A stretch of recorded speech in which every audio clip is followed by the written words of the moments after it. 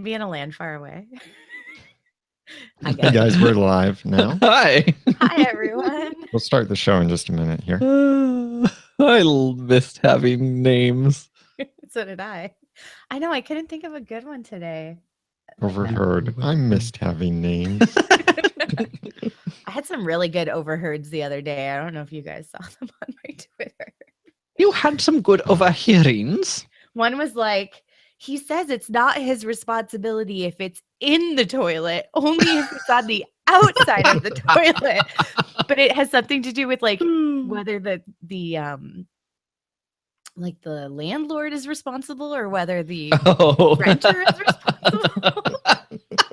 So apparently if the inside of the toilet is broken, then it is the landlord that is responsible. And if the outside of the toilet is responsible, it is the renter that is responsible. I see. But I thankfully understand now.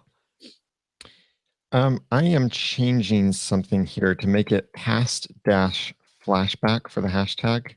Oh. And that's what we'll cover first, because I realized, yes, you can search for past hashtag and flashback as a hashtag, but then when you search for just past, it brings up all of the past flashback ones. So it's past hyphen flashback is the hashtag for that, and that's what we'll cover first. Oh. Now I have other ideas for my name. Okay, I was listening. I have 2 iPhones. Now I have 2 ideas. I've thought 2 times today. What?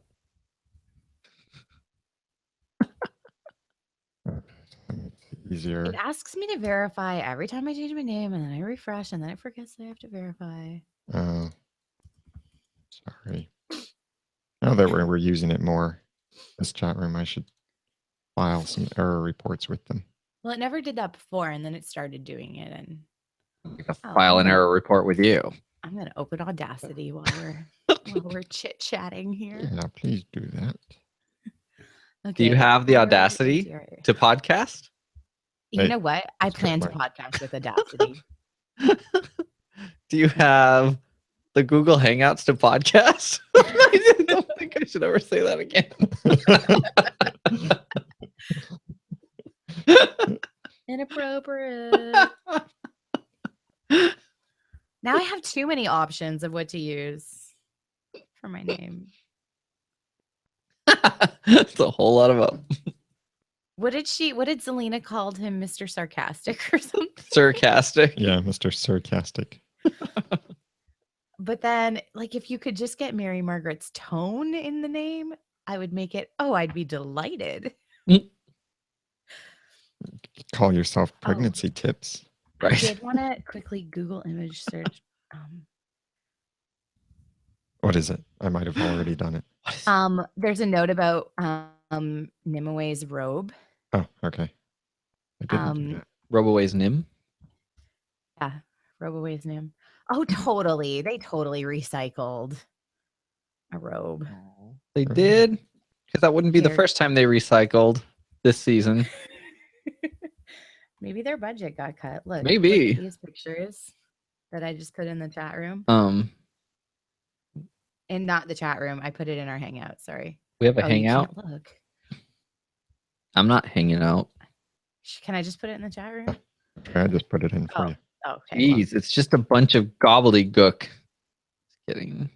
You got rid of the... Oh, wait, never mind. You didn't. The what? The awe thing, but this time we meant to have HTTP : what am I looking at? The robe of bells, the green one with like the shiny, is the same, in my opinion, of Nimue's robe from the past flashbacks. Really? What? It looks way more. The coloring is the same anyway. I'm not looking at them side by side, but it's very similar anyway. Yeah, it is kind of similar. Like I would say almost recycled, but again, I'm not looking at Nimue. Oh, I guess I could Google search Nimue once upon a time. I'm sure there are pictures of her now. In the forest, enchanted forest, the dark one sleeps tonight.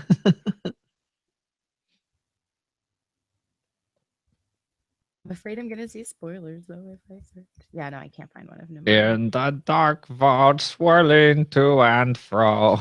Hey, everybody, click that Twitter button that's up there. Okay, maybe it's not as similar as I thought. Hers has purple in it. Assuming it's the Matthew same robe. Paul's like, hey. Oh, wait. I didn't mean to. I don't know why the chat Emphasize. automatically sets me to do italics. I just bought a shirt that says "Be bold" in bold, and then underneath it says "for italic." Oh, gosh. That's brilliant. I like it. And if anyone tells you to be regular text, kill them.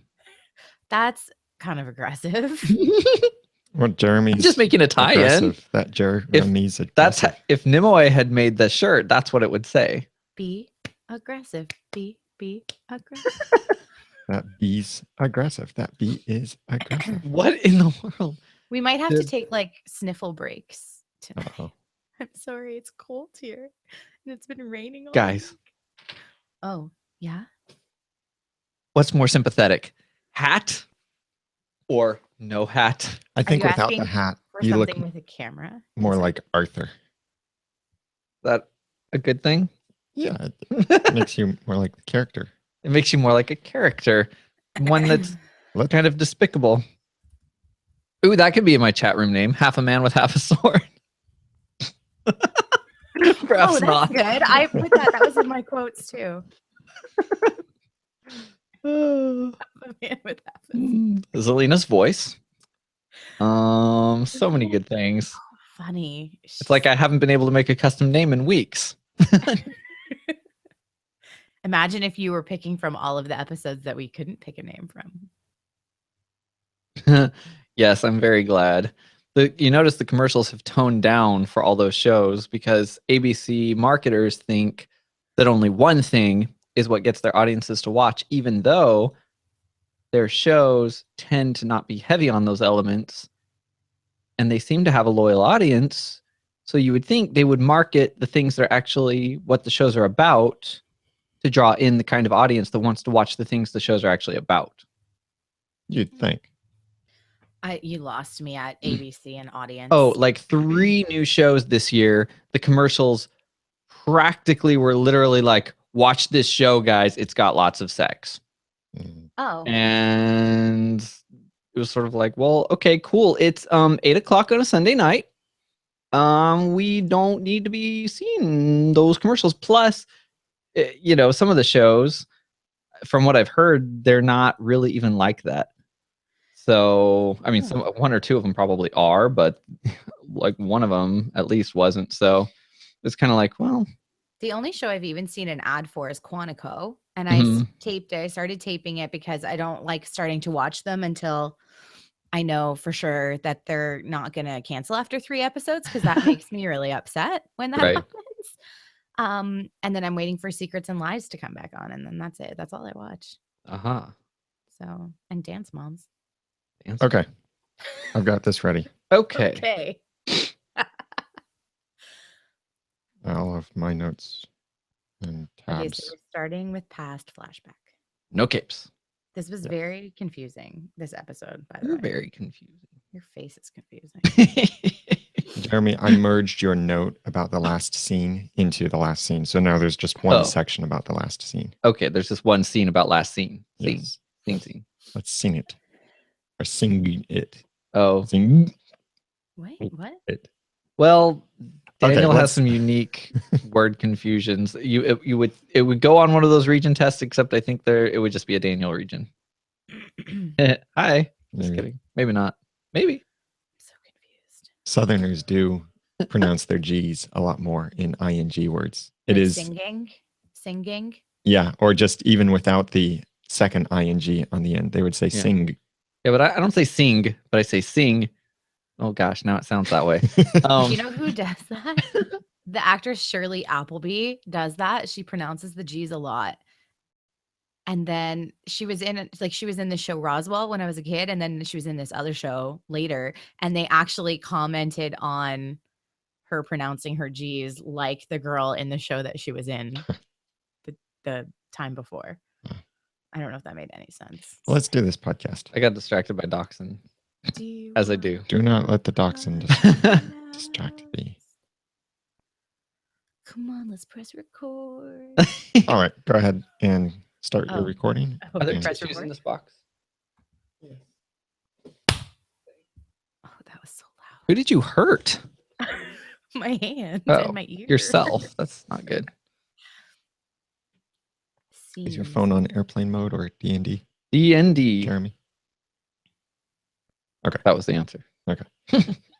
Then here we go.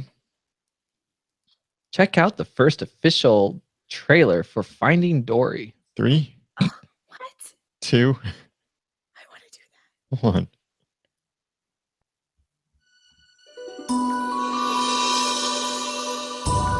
You're listening to Once, episode 218, Nimue.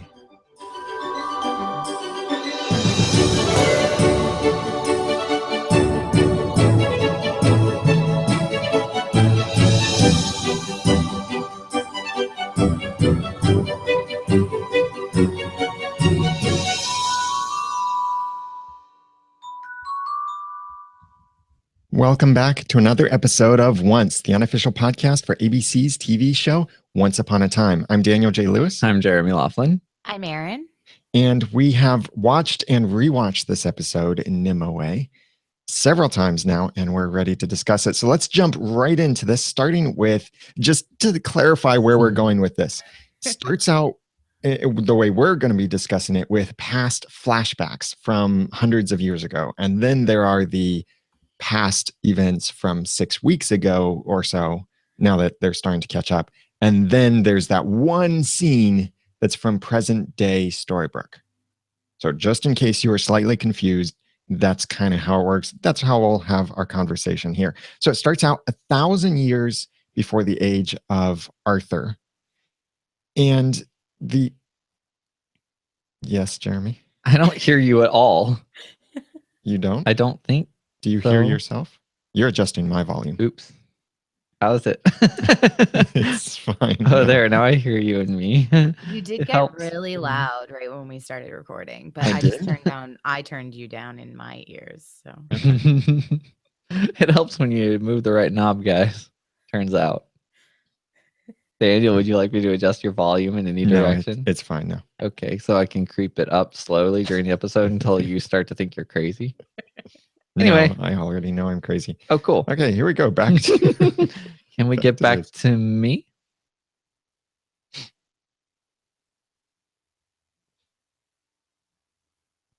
There was this little comment while they were in this desert area that I think tells us a little bit more about Merlin. He said they wouldn't trail escaped generals into this, much less foot soldiers. Both Merlin and the other guy had ropes around their arms. Mm-hmm. So I was thinking that they're not talking about that they deserted an army, because why would generals desert an army or some kind of military force? I think they were captured in battle and they were only simple foot soldiers. And because of that comparison, whoever they're running away from wouldn't come into this area to try and recapture generals, let alone these two guys who are, I presume, foot soldiers in some kind of battle. Yes. Now I thought they were running from foot soldiers, but I didn't have a clear either time understanding of what was said. But whatever it was, I think they were escaped from somewhere because they had these ropes tied around them that looked like they were cut or ripped. Both of them had them. Yeah. So maybe they were tied to each other. Maybe they were tied to something and escaped. But it does give me a little question of, okay, what's the backstory to this backstory? Right. And I don't know if it's important or if it just gives it some depth. It's probably not, but many times when I or we have said that before, it turned out that it was important. Like, oh, Rumpelstiltskin's father, probably not important. Oh, it's Peter Pan. Or that lady that Neil was about to marry, probably not important. Oh, that's an evil minion of Peter Pan. An evil minion of something. And yeah. So the unimportant things were connected. Maybe they were running from Peter Pan. maybe. Way before his time. Yeah. They were But I don't wearing know that the identical showrunners know that. Right. They were wearing identical clothing. Yeah, which is what makes me think that they were, whatever it was, they were together in it, whether it be foot soldiers in some kind of war or prisoners or something. They didn't really look like they were in prisoner uniforms. Maybe they were slaves. I don't know. Yeah. I hope we don't get much more of a backstory. Unless they make it really important. It doesn't seem like it's very relevant. Right. Probably not. This goblet, or not goblet. Chalice. The fact that Merlin got his magic from this Holy Grail makes me wonder, where did that Holy Grail come from? And maybe that ties back into Blue Fairy, because Blue Fairy was once called, and maybe this was one of those throwaway lines, but she was once called the original magic. Yeah, she was. Wasn't she? As far as we know, Blue Fairy may be the only person in Once Upon a Time truly a magical being. The only? What's your definition of truly? Yes. Well, in the sense that she is of magic. She didn't have magic imbued upon her. She was born of magic. What about dwarves? A magical being. Now, Zelena had magic when she was a baby, so that's kind of the odd thing out of this, but Zelena still had to learn how to use magic. So that's why I think that Blue Fairy is that only one. You look at everyone else, and they got magic at some point. The Dark Ones, Merlin, Peter Pan, Emma, Regina, Cora, every other magical person that we know of that I can remember. Where did Regina get it? She learned it. Well, you can't just learn it, though. Well, I feel that that's sort of something they've established, is that not just anyone can learn it. They have to have some measure of it before they can learn it. I would say Emma had magic. Yeah. The Charmings can't just study with Regina and learn magic if she would teach them. The one other kind of exception to this is Pinocchio. He was a wooden boy turned into a real boy by the force of magic. But he is not, well, in a way, yes, he is born of magic, but he doesn't wield magic like Blue Fairy does. So basically, maybe Blue Fairy created this, but it's probably completely irrelevant. Blue Fairy created this. Nah, I don't know. It's kind of weird. Forgetting that the Holy Grail was so tied to Arthurian legend, I didn't think of it as that until they said it out loud. You're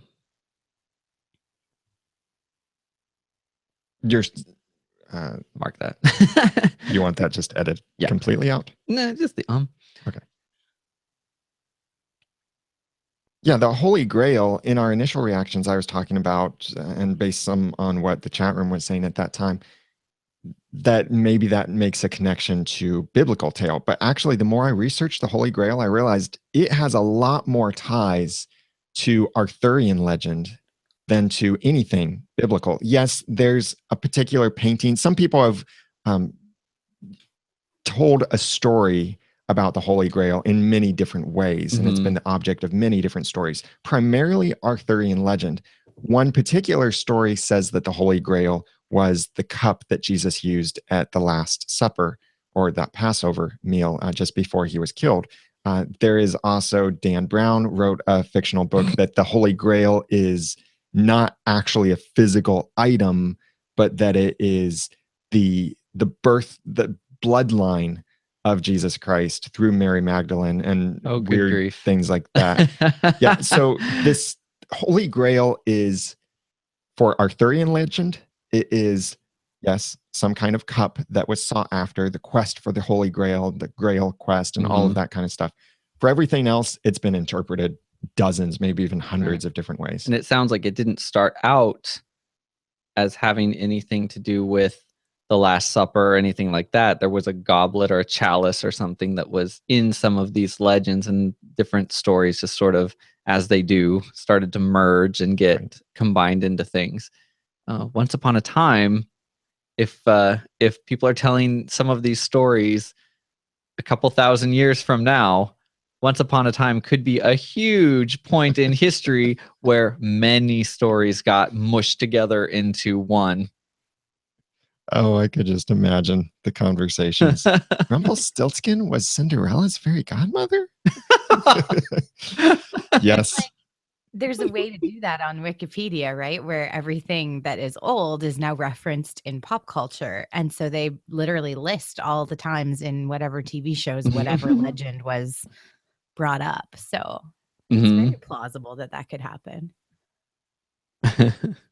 So the one guy whose name we'll probably never know got to be poofed after trying to drink from the cup, but Merlin didn't. Now, I noted something interesting about what he said right before he got poofed. He said the gods could do worse, which it was a little bit subtle, but there was just this sort of overall lack of humility on his part, I felt, from that line. Just sort of high opinion of himself, I guess, for some reason. Yeah, and kind of a sense of entitlement. Exactly. But then Merlin was kind of the opposite with the asking permission, and I don't know if the kneeling had anything to do with the overall attitude. It felt like it did. The penitent man will pass. And he gave thanks once he even picked it up and realized he didn't die. Now, I don't know what he was giving thanks to, since they were just pluralizing gods again, but you know, it was a humble attitude of some kind. Which brings into question, how did Nimue get all of the magical abilities later? Didn't really understand that. Unless she was somehow, by whatever judges the person picking it up and drinking from it, deemed potentially worthy, because she had that choice, which I'm sure we'll get into more, but whether to kill or not kill. So she had perhaps the potential to be good, like Merlin. I wonder if it's kind of that the cup is neutral and that they needed to create a balance because Merlin was so good. They needed a counterpart. Like they needed something as evil just to create a balance in the universe. A lot of TV shows that I've watched of this kind of genre talk about how the universe needs to be balanced and it can't be so good or so evil because it just throws off like the cosmic balance of things. Yeah, that is pretty common. I never quite found the logic in it, but it is common. And then from this, Merlin gets magic and creates Camelot, complete with a tower. Right. And presumably, it really is Merlin's tower. Yeah, presumably, since Camelot is really close to the Enchanted Forest, he then, like we were saying in the initial reactions, he then also created the Enchanted Forest, which is really cool to then, that's a backstory that we never thought we'd get, kind of like the backstory to Emma's yellow bug. We never thought we'd get that backstory, but we did. Maybe he somehow accidentally created that too. But then the next scene in this past flashback says 200 years ago. Now, in the initial reactions, we were a little bit confused about this, and I tweeted out to Adam Horowitz, and then he tweeted a clarification that it was actually a mistake, a typo to say 200 years. And he said it's supposed to actually have been 500 years, which now makes perfect sense because in this scene is when Merlin said 500 years ago was when he drank from the cup. And this makes sense then with Nimue being the first Dark One, and then maybe 200 or 300 years, about 300 probably or so, passing before Rumpelstiltskin became the Dark One, and then he was the Dark One for about under 200 years. That works very well now, meshing it together with the timeline, and Keb now has her life made easier. Thanks, Adam Horowitz. Oh, what's hilarious about this is how many times have we made fun of them for just saying many years ago? And yet, if they had said many years ago and let the dialogue tell the story, we wouldn't have had a problem. I think that Nimue must not have been the Dark One for a very long time, though. If we saw all of those Dark Ones at the end, that's how many were between her and Rumpelstiltskin. It felt like too many, given how long Rumpel was the Dark One. There were about a dozen or more. I tried to count and it was very difficult, but there were at least a dozen. I kept hitting the number around 12 at least. So there Except the rest were making you stop. You just didn't perceive that. I think that the 300 years between Nimue and Rumpelstiltskin is enough time for all of those other 12 Dark Ones to fit in. And then Rumpelstiltskin held on to his dagger. Maybe Nimue was the first one to have the dagger, but she lost it, or whoever became the next Dark One lost it. And then Rumpelstiltskin held on to the dagger. That dang dagger, that kind of immortality is just not what it's cracked up to be. Chronicles of the Dagger. Well, there's definitely more to this, like to where this episode ended in the flashbacks of the past that we need to see, because at this point, it's like they don't even know that that controls her, I don't think. The broken piece of sword. Well, Merlin did say to Emma that he created the dagger to control her so that she couldn't have her reign of terror on the land. Right. Now, did she know that she was being controlled by the dagger? Right. By the time that she put him in the tree, she probably knew, because she did take the dagger. That's true. I wonder if we're going to see that kind of in between those two things. Now, while Merlin is playing Jesus there in the town, oh, good grief, he has his apprentice with him, and the apprentice is dressed in that all red robe. Do you know why?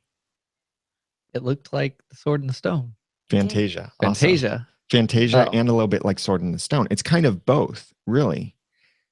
In Fantasia, with the Sorcerer's Apprentice scene with Mickey and Yensid, Yensid is in blue, Mickey is in red.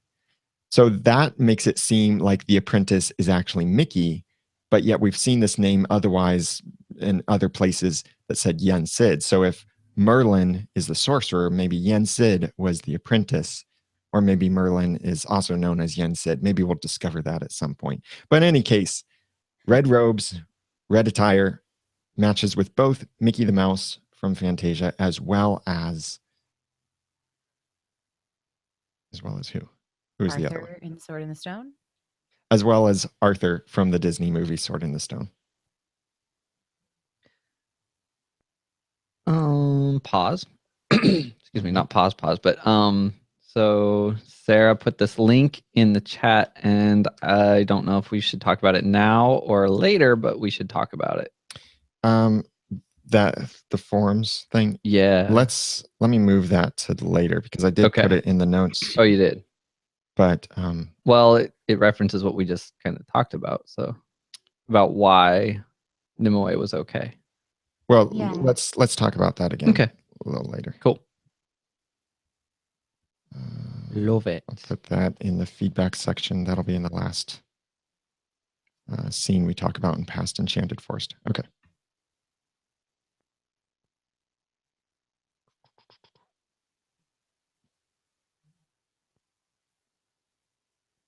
So it was Vortigern who had been questing for the Grail and burned Nimue's town in the process of this.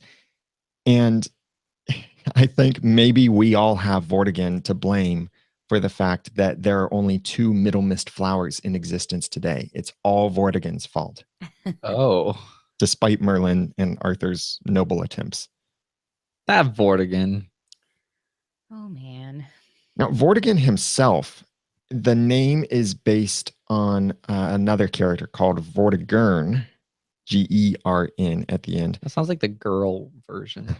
And he was a 5th century warlord in Britain and often appears in many modern Arthurian fiction, including the movie that's actually coming out next year, 2016, that will be called Knights of the Round Table, King Arthur. And in that, the character Vortigern will be played by Jude Law. So Vortigern will have some kind of prominent part there, but he'll be Vortigern in that movie. So watch for that. And we've got a link to Wikipedia if you want to do some more research there. I did wonder, since Merlin can't read Nimue and he can't see her future, is there something that made her touched by magic before this that makes it that way? Or is it one of those classic things that I can read everyone except you? You are my soulmate because I can't read you. You make me feel normal. I think maybe that could have been a red flag that her future was so undetermined because she wasn't sure whether she was going to make the choice for darkness or not. Kind of on the fence. It's like, I want revenge, and that's going to look like keeping these flowers from becoming extinct. What's more harmless than a flower? Now, there was this nice little Easter egg that Leslie pointed out that Merlin told the apprentice to go check on the brooms. Oh. Yeah, I didn't even notice that. That's kind of what that's kind of what made me realize that he was the apprentice. I hadn't really picked up on it before that.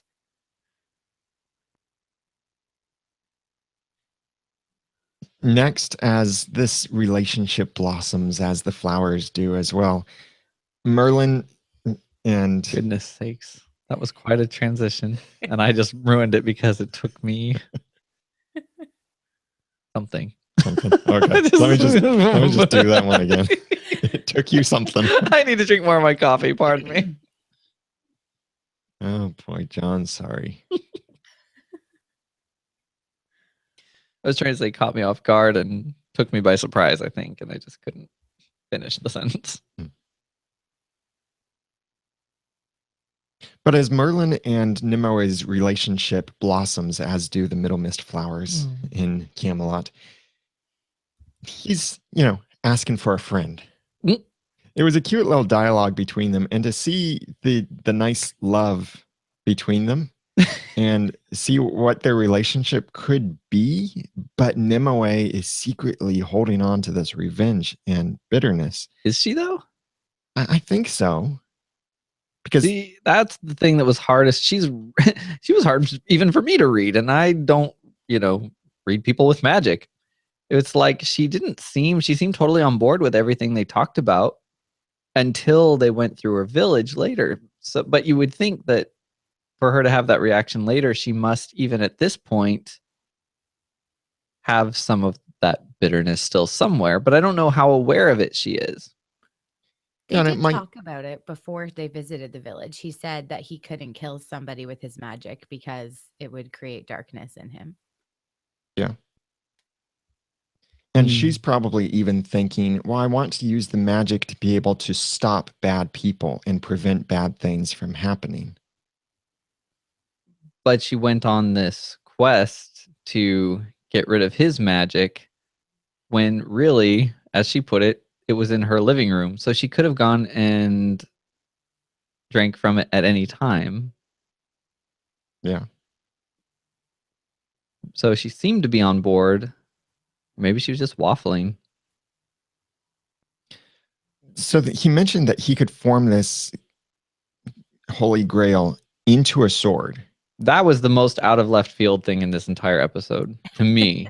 But when I first saw the Holy Grail, I even said in the chat room, boy, that looks just like the sword and the dagger. And I was thinking even then, maybe something happened that turned it into a sword, and that's what he decides to do. But I think the important thing here is that it can separate Merlin from his magic and immortality while still keeping Merlin. So it makes me wonder if Arthur isn't necessarily wanting to kill Merlin, but wanting Merlin's magic. Merlin. Arthur is not that deep. Arthur, kind of a man-child. Yeah, he needs time out. This scene with Merlin and Nimue had several beautiful concepts in it, I thought. This is a Jane Espenson episode, so you've got a lot of intricate, not just storytelling, but she's really good with characters and actually having depth and people and not just an exposition of plot. Mm-hmm. I love the way we hear this different times in fantasy and science fiction where one person is immortal or ages very slowly and another ages at a normal rate, or from their perspective quickly. But instead of saying it like I leave everybody behind because they get old and die, he said, if I married you, I'd have to watch as you leave me behind. But he sees it as being trapped and other people getting old in the natural way and moving on. I thought that was a great way to put it. And the whole recurring theme of life is made of little moments. I really liked that concept. It's even later, as to jump ahead a little bit, as the apprentice said, it's too bad you couldn't have seen ahead and never talked to her. And he didn't want that because he cherishes the time that he had with her, despite what happened. And, ask any parent who has lost a child, regardless of how long they had that child. And you ask them, would you rather have never had the child?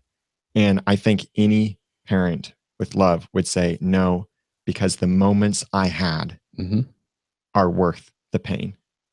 I loved every moment, even if it was short. Right. And so there were these beautiful moments in this beautiful moment, and then suddenly they want to remake the Holy Grail into a sword to cleave themselves. I mean, cut away the magic.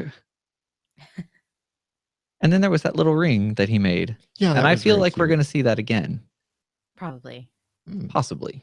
It wasn't the only ring in this episode either. Right. I wonder if this ring could be key to everyone else in Storybrooke being able to find Nimue as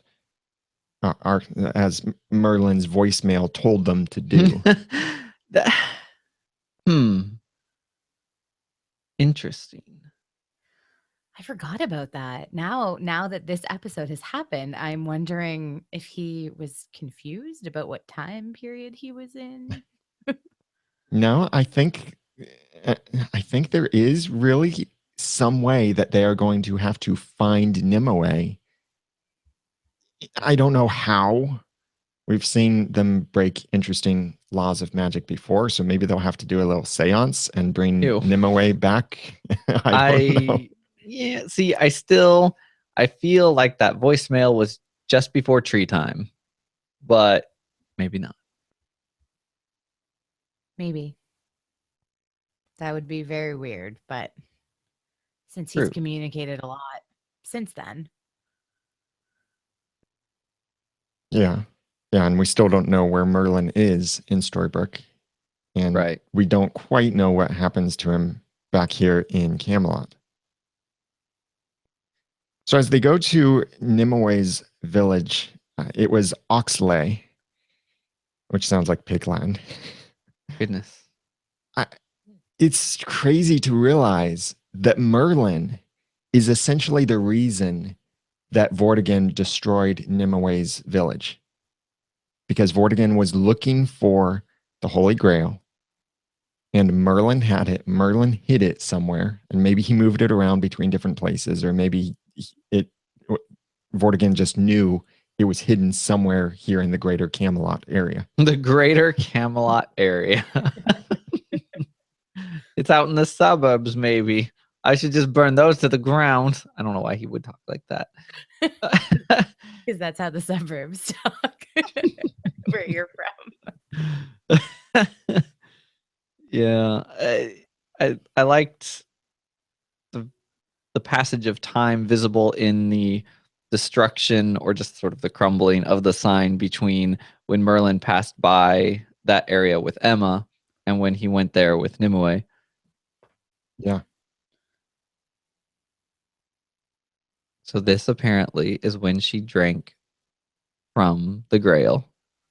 And didn't go poof. Now, we were talking about that a little bit earlier, but there is a great thread in our Once Podcast forums. If you go to oncepodcast.com/218, we'll have a link in there to the show notes theorizing about all of this, Nimue as the first Dark One, and how does this all fit together. 3 pages of comments over there. Yowza. And one of the thoughts there, this is from Sci-Fi Girl, said, the grail was setting very nicely on a stone. What if it is the stone and not the actual cup that decides if a person is worthy to drink and receive the gifts? The grail could sit there undisturbed for all eternity until someone worthy came along, because no one who is not worthy can touch it to lift it away. Has Excalibur, which is the grail, been put back into the same stone for safekeeping? Consider this: when the sword is in the stone, only the worthy can pull it out, with the same consequences to an unworthy attempt as Merlin's friend encountered. But once the sword is removed, anyone can touch it without dying. For that matter, Merlin's friend was turned to dust just for touching the grail, albeit with the intention of drinking. But after Merlin removed it from its stone pedestal, it seemed like anyone could touch it. So I think the stone was the guard or / test. Once Merlin came along, he was trusted with all the power, including the grail itself, to protect and guard as he saw fit. Yeah, I love that. I think that's more than that's just convenient, because it is the same materials and it's the same exact concept. Concept would almost work even if the Grail and Excalibur were not the same matter. They actually are, so it's perfect. Great theory, Sci-Fi Girl. I think that does, make total sense.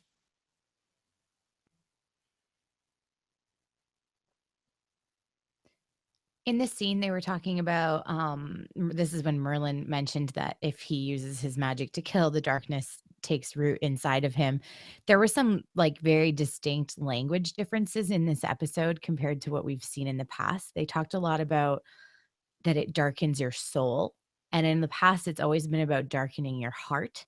So I just wonder if I don't know, if it's because of the power, like because it's from the Holy Grail, that it's somehow more significant, because it seems like Regina is redeemed now. So obviously the darkness didn't affect her enough that she can't now use her magic for good. But it's almost like, because this is the dark one, because they have so much power, it doesn't matter what they do, the darkness will kind of overtake them if they use it, like once it takes root inside their soul.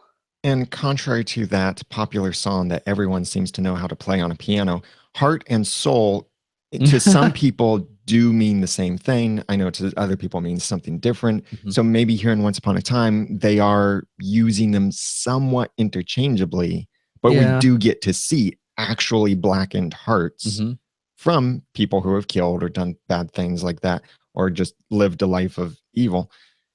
And so we saw that Snow's heart started to turn black because she killed Cora. We heard all of the fear about Emma going dark because she might kill someone, and then did kill someone, but didn't really go dark, at least not yet. I mean, how many people has David killed? He's a little dumb sometimes, but he's not dark. But see, there is a difference between killing as a hero and murdering. Yes. Murder is very different, because war, we don't, yes, people die in war, people are killed, and in a way it is murder, but there is a very big difference between like preconceived murder and intending to kill someone because of hate and malice and all of that, and killing someone out of defense or protecting. Although then again, that's what Emma did. See, yeah, and that's why that whole thing was so bad. And the only reason I say it because I completely agree, and I think it's the whole mantra of heroes don't kill. It's just overly simplistic, and this is a little overly simplistic too. Killing for revenge is bad, but and I think that's what Nimue's motives were, although it was very nearly self-defense, except that the two of them were both sort of immortal at that point, so she really didn't have to kill him. But he could have killed so many others. Vortigern, I mean. He could have killed so many others. He kind of needed to die. I mean, I guess it's all about what was happening in her heart. Right. Yeah. Yeah, because if he needed to die, then he better do it and decrease the surplus Oh, population. gosh. Sorry, I went into Christmas Carol The mode. Sorry surplus about villain population. that. But it Wearing- should not have been Nimue, because Nimue's Mhm. motive was revenge. Right. It's kind of like last season when Emma killed Cruella and then she was about to kill Lily. Regina said that was an accident. Like Cruella, that wasn't pure evil killing. And then said this is not an accident. Like Right, this you can't premeditated. come back from, because also Lily wasn't doing anything. Like it's Right. not like she was also holding a knife to Emma's throat. So it's I think they did kind of establish I think that so. last season, although we have a whole bunch of podcasts from last season where we talk about our issues with that. But Right. yeah, I think definitely where your heart is at as well is a major thing when it comes to this topic. Mhm. So they go to see this eternal flame, which is the flame of Prometheus. And Prometheus is from Greek mythology. And one of the things that Prometheus was known for in this Greek mythology is bringing fire to mankind, being the one to bring fire to mankind. And that's where this flame and the fire of Prometheus idea comes from.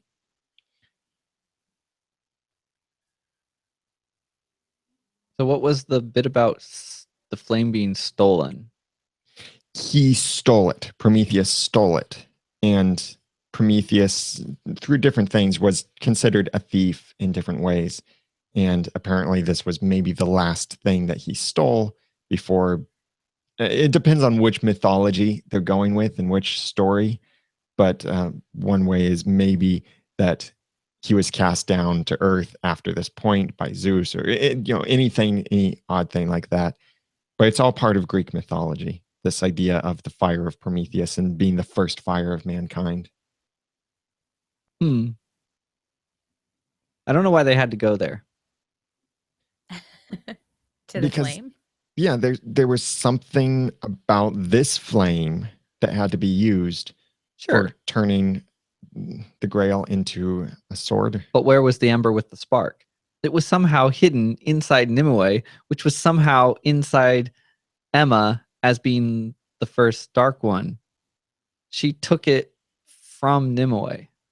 I don't understand why they had to be in that spot. Well, here in the past flashbacks, they have to be in the spot because that's where the fire is at that time. And Nimue, when she became the Dark One and did crush that heart, the fire then was sucked out and left only an ember there, an ember. And maybe... You're right. Every time they do this forward and back, flashback, all of it flashback in the same locations, everything starts to bleed in my head. That is more what I was thinking about when Merlin went there with Emma than when he went there with Nimue. And maybe when that fire went out, when she killed Vortigern, the fire actually then, in a way, transferred into her, or maybe from this and something that we didn't see, maybe it was cut, maybe they just didn't plan on showing it. Maybe she took that fire to ensure that the sword and the dagger could never be reunited, which would make sense if she took it intentionally. When it looked like Vortigern killed her, right before that, she yelled, "I can do this, you don't know," and then she died. And at the time, it didn't make sense. Of course, on the rewatch, we know she's trying to say, "I have magic now. I'm totally going to rip his heart out and crush it." But then apparently she had to pretend to die, I guess, to show Merlin what death looks like. Or was it really just for dramatic emphasis and to fool us? Probably both. Was this the first heart rip? Ever? Oh, yeah. Probably. She looked like she didn't even realize that's what would happen. Right. Like, oh, I wasn't expecting that. Because that was the darkness taking her away. She would still be at the honeymoon phase of the Dark One, like where Emma was when she first got to Storybrooke. The honeymoon phase. I don't know. All right. How else do you describe it? That's funny. So she crushes the heart, and then she immediately goes all crocodile. Is that what would have happened to Emma if she had crushed Merida's heart? Yeah, I think so. Yeah. Would have taken hold. I think they were also trying to make sure we could distinguish between the two time periods that were happening in this scene. But guys, we're getting a little bit of that build up and switch. I'm loving the story. I love this episode, but for years, it's been the dark one, the darkness. Even more recently, it's been, and you talked a little bit about this, Daniel, in the initial reaction, it's been Merlin battled the darkness and kept it from consuming everything. And he tethered it to a human soul and blah, blah, blah, blah, blah. Epic story. And now it's kind of like, not only is the story looking a little different than the way it was recounted, but it's sort of like, actually, it's just kind of this power, and it's not like just one, and it kind of can attach to people when they drank from this grail, and they choose kind of whether it's light or dark, and with a choice in here, and can they control it, and boo, boo, boo, boo, boo. It's not the darkness anymore. What is that? Why does it always change? It's about as easy to understand, or maybe one step easier than trying to understand the birth of aliens from the movie Prometheus. Nice Prometheus tie-in. Yeah, exactly. I think too, it's just storytelling, right? Like people recount stories a lot differently.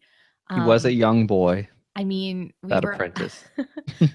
I did a training workshop last weekend, and we talked about gossip, and then we talked about that game Telephone that you used to play at camp, where you whisper the message from person to person, and then the last person says it, and it's has nothing to do with the way the first person says it. Like, I think that men of legend and women of legend have to be like, it has to be a good story. If it was just like, yeah, so Merlin accidentally left his holy grail unattended, and this crazy girl that wanted to kill people drank from it, and so then she became the Dark One. That's not a good story. Yeah. And plus it would spoil too much in the first episodes of this season, and then we would have had nothing to talk about. And it is all a lot of metaphorical speech to say he battled the darkness. It's just like when he said that the Dark One destroyed or killed Nimue. That is true. It's all metaphor. So when we hear a metaphor, we interpret it one way, and the writers mean it a different way, and the characters mean it a different way as well. And it really is how he sees it, but it came out sounding different to everybody.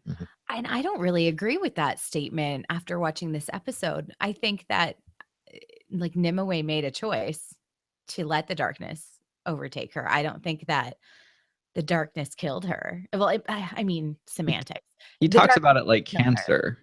Yeah, but like he even said, and I have this in my notes because I loved this line when he said, "I'm not fighting for him, I'm fighting for you." When she's trying to justify killing this guy, he says it's not about him. Like, it's basically like, I understand that he's a really bad guy, but if you kill him, it's you who's going to suffer. It's kind of like they always say, like, unforgiveness. When you hold unforgiveness, it's like it's poisoning you. It's not hurting the other person. Right. And it's kind of the same idea. So he didn't care about the other guy. He cared about her making a choice she couldn't come back from. But she did make that choice. So, I mean, yes, the darkness consumed her. She didn't make the choice because she had darkness, because she was completely neutral until then. She chose darkness. And I like a suggestion here from Matthew Paul in our chat room that maybe the darkness grew through each Dark One, like the darkness fed through each Dark One's experiences and dark deeds, then multiplying over and over with each generation of the Dark One. Yeah, that's maybe, good. But there is this big fear of the first Dark One. Yeah, but he said that all the evil that followed was born out of her. Yeah, all dark magic, and yeah, all of that.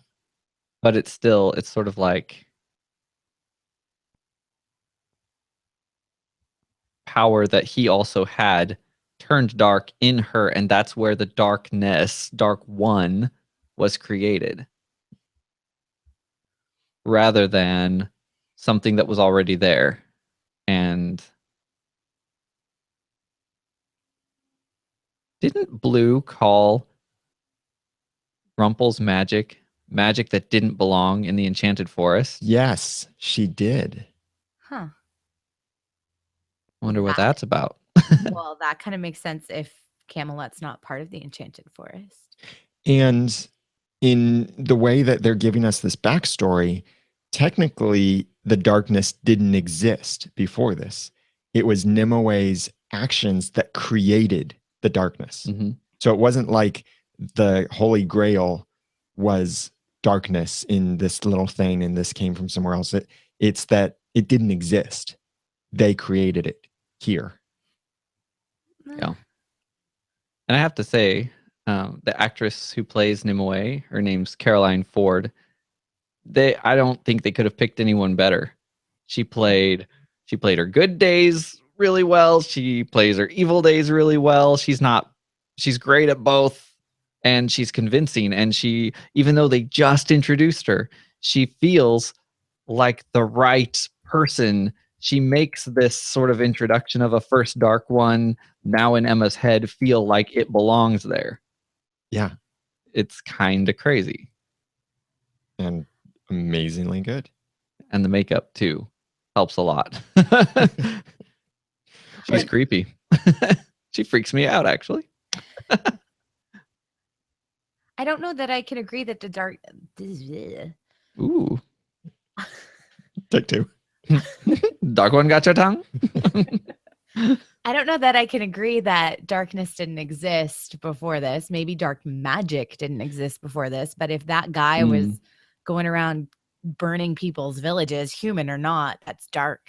True. That's darkness. Oh, I That's totally evil. agree. Right. Yeah, that's where I fell into actually the way they were using the phrase darkness to mean the dark magic, this dark goop that's going around, that kind of darkness. But yeah, the evil existed before then, and maybe not even only Vortigern, because there was the possibility that Merlin and this other guy were enslaved, or they were in a battle, there was a war. And whenever there's a war, it's because someone is being bad.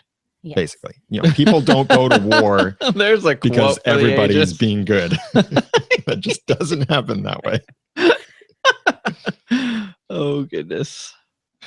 But speaking of being good, I want to thank some people who have been very good to this podcast, and we appreciate their support for keeping the podcast going. Our kind heroes: David Newland, Lisa Slack, Greg Shope, Marianne Lavati, Jessica Olson, Jennifer A. Trace, and Irvin Z. Martinez. Thank you very much for your kind support through Patreon and through our other platforms that we have for supporting the podcast. And also, we have 31 backers on Patreon. Thank you very much. Your support really helps us to be able to do things. Like, we are live streaming back on our website, but the video quality has to be really low so that the sound quality is still good. And there are some things that we'll be able to do someday in the future where we could actually improve that video quality. And if you want to help keep the podcast going and help it improve and enable us to do awesome things, then please check out the options over at oncepodcast.com/hero. You can become a regular monthly patron through Patreon. The link is there at oncepodcast.com/hero. Contribute any amount per month, and we are grateful for that. You have several options there. Or do your Christmas shopping on Amazon.com by clicking on our link on that same page. And then anything you purchase within 24 hours of clicking our link gives us a small percentage back, and it doesn't cost you anything extra. All of those options are available over at oncepodcast.com/hero. And thank you for your support. You are our hero. Now on to past, as in 6 weeks ago from this episode. It is so 6 weeks ago. As many stories do, they start out in Granny's. But Emma's outside making these dream catchers, and it made me wonder, does Emma already know why she's making these dream catchers? Yeah, Hook is a little disturbed that she's doing this instead of sleeping. She's doing this thing having to do with witchcraft and taking our memories, or he didn't necessarily say removing our memories, which is what Emma ended up doing. Oh yeah, he said pulling memories out of people's heads. Yeah, which she does do. She just doesn't put them back. It doesn't. You're right. I was kind of like, he knows that's what they do? Yeah.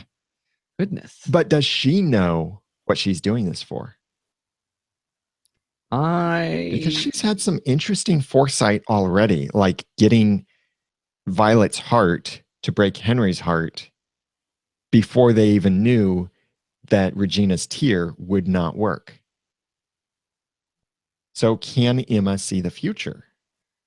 And is she doing this knowing this is what I need to do in order to protect everyone from what's coming, or in order to make this all work and defeat the darkness, or whatever this thing? Well, she hasn't mentioned to anyone that she could see any of the future. Right. Which I suppose she still could. Maybe she doesn't understand what she's seeing. Yeah, Rumple didn't understand what he was seeing the first time. I think she's just trying to pass the time. There's been a comment when she was asleep beside Merida in the pilot, the premiere of this season, that he said, why do you think I spun so much? Right. Because we don't need to sleep anymore. So I think maybe she knows that they can be useful because she's used one before. And they're very symbolic to her. She's always had one, even before, like we've seen in Tallahassee and other flashbacks, like before she even knew magic existed. So she maybe is just, trying to keep her hands busy so that she doesn't accidentally blow people up or something. Yeah, I think that's certainly a big thing. But I do also wonder, does she know it's coming? And one other thought is maybe she took everyone's memories ultimately to protect them from something, and she's going to give them back at the right time. Right. Yeah. She's doing it instead of sleeping. Yeah. So she does need something to pass the time. I mean, I don't know if actually, who am I kidding? I would love to not need sleep. I would get so much done, and I probably wouldn't be making dream catchers. I would do great things. Emma, you need to start a business or a hobby or something. In the Enchanted Forest. In the Enchanted Camelot, Forest. sorry. In Camelot, yes. Or start a podcast. I can help you with that. We could broadcast. I mean, like, we know that there's kind of the magic that works that way, but she's trying not to use magic. True. I liked this sort of explanation from Merlin of just like sort of a glimpse. He understands to some degree what it is to sort of bear that power. He said that power, light or dark, is a burden, but love helps. And he was encouraging patience with Emma, which I see as starting to really like his character in general. He seems like a very patient, wise person. You'd have to be patient after several hundred years, much of which was spent as a tree. He does seem patient, but he also talks a lot, like Hook was saying, he talks a lot in kind of riddles, and he's not super clear with them. But I don't think he means to be. Seem like he's holding things back that would be useful for them to know. I think he doesn't see all of it, and so he seems to share what he knows. It could be that he's holding things back because it's that great paradox that if you knew the future, would that prevent you from causing the future? Or if you knew the future, would that make you cause that future? It's that kind of thing. And if he can see the future, then maybe he's not saying all of these things because he knows you need to do this without knowing the outcome. Yeah, you could mess somebody up pretty badly. But he only sees pieces as well. We see where that got Rumple, though.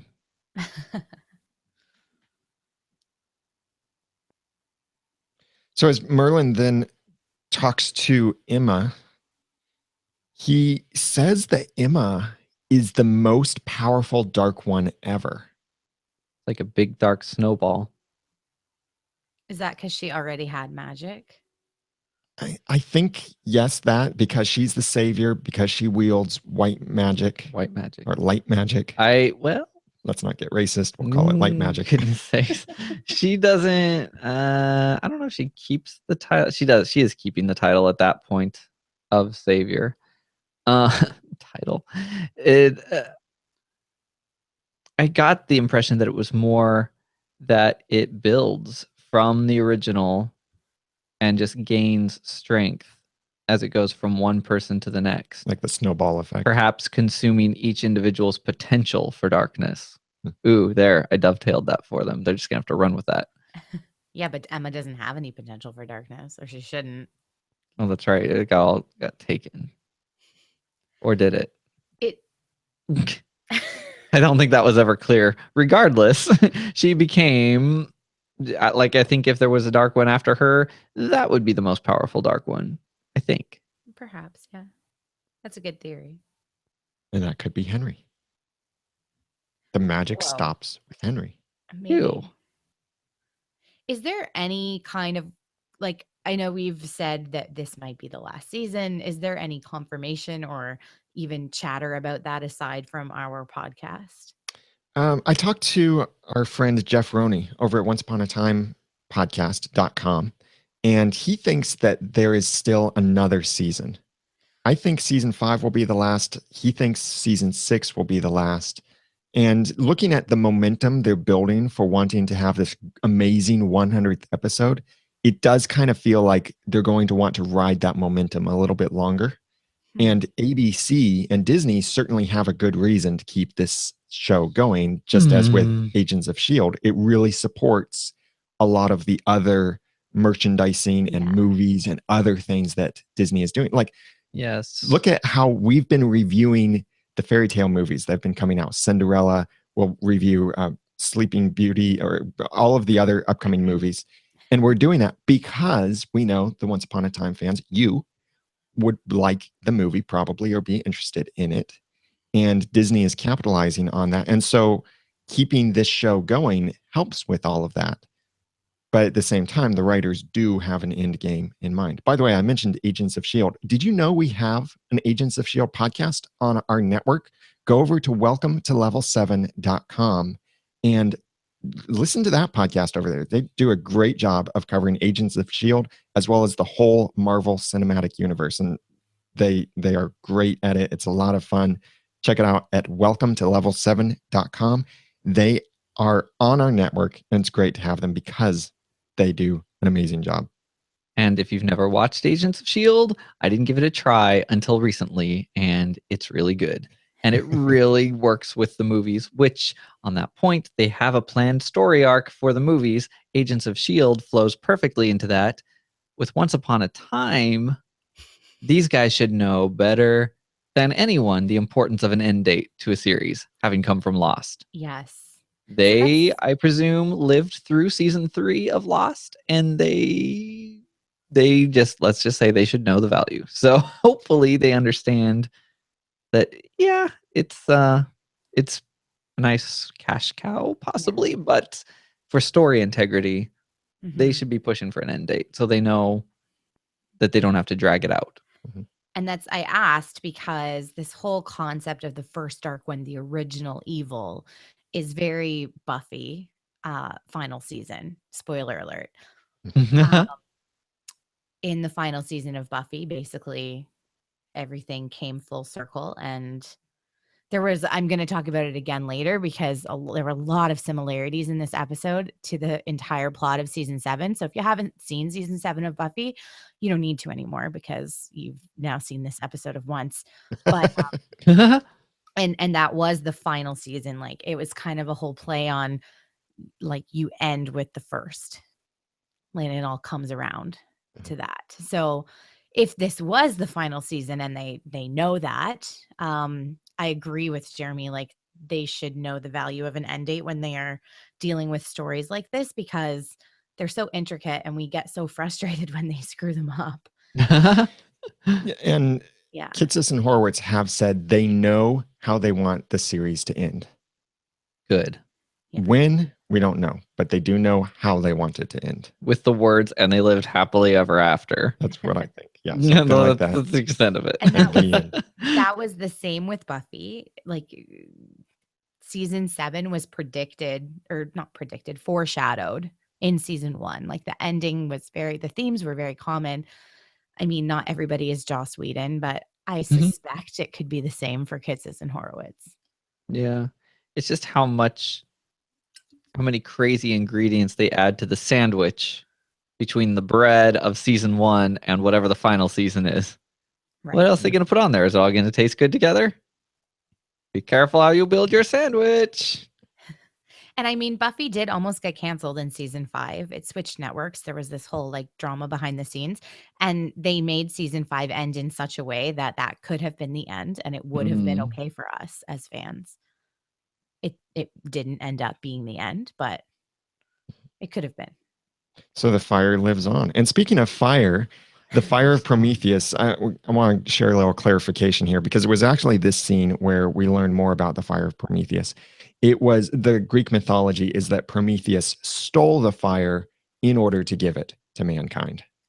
Oh, so he was kind of the Robin Hood of the galaxies and the elements. Because without fire, man, dead. When Emma was saying goodbye to Hook, she said, "I love you too." Is that the first time we've heard Emma say that to Hook? In a casual way. She said it in a big dramatic, I have been trying to say this for months, but I have too many walls kind of way. Oh, that was the first time when she was kind of like, let's just underline that wall's been taken down. Okay. Now that little ring that Hook gave her, that was a great scene between them. Whoa. But it's very difficult to see because they don't show it very much and it's moving around, so it's a little blurry. But I did get a screenshot that'll be in the show notes, oncepodcast.com/218. On the side of the ring, there's a little flower that looks a lot like the flower tattoo that Emma has on her wrist. Neat little thing. Yeah. But about that ring, Sarah sent in this feedback saying, I was rewatching the episode Poor Unfortunate Souls from last season, and I noticed something about Hook's interactions with young Ursula back in the Enchanted Forest. Before Hook betrayed Ursula, there were a few scenes when Hook looked as though he really was concerned for her and looked a bit sad when she explained why her voice meant so much to her. In the episode, we are led to believe that Hook understands Ursula because he has also lost a love, Mila. But what if it was much simpler than that? I think Hook understood exactly how Ursula felt about her voice and fully gets that a gift from a mother is precious. Perhaps because he probably also lost his mother at a young age. Perhaps he too holds on to a cherished gift from his mother, her ring. This would explain why it meant so much to Hook to give it to Emma, and also could explain why the writers had him wearing it on a chain as opposed to showing it off and wearing it on his hand, since we know he isn't shy about having his jewelry very visible. And yes, he is already wearing several rings. Perhaps Hook's mother is, or parents are, somehow connected to Greek mythology, and the ring is really imbued with magic or is another gift from the gods. Yes, this would mean that the show has introduced us to yet another magical MacGuffin. However, in some ways, the show has been setting this up for a while with hints at how good Hook is at surviving. Hook boasts a lot about how he is great at surviving, and there may be a legitimate reason why besides dumb luck. And, this wouldn't be the first. This is me now. Great feedback, Sarah. Thank you very much for that. Yes. This wouldn't be the first ring imbued with magic that was originally a gift from a mother. Remember? The iconic ring that David gave to Snow was from his mother. Aww. And then Rumpel later imbued it with magic. Or enchanted it so that Prince Charming could find Snow White. Did anyone ever cleave that magic, or is it still on there? And then there was another ring, somewhat touched by magic, that Merlin gave to Nimue. Yeah. Yeah. Huh. Lots of rings, lots of magic. Lots of imbuing. And to think it was so hard to find magic in Storybrooke in season 1. Well, yeah, and you know, that's the other thing. There was that ring in Storybrooke that, remember, it was very hard to find magic in Storybrooke, and one of the last things that Regina had to do in order for Jefferson to open the hat so Regina could get that poison apple was use a ring that was imbued with some kind of magic that allowed Regina to see a picture of Daniel. It was the ring that Daniel was going to give her. And you know what? I'm going to guess Daniel got that from his mother too. Good guess. It does So sound to be a friend. forget the whole he went to Jared thing. He went to his mom. Wow. You know who his great grandma was? Nimue.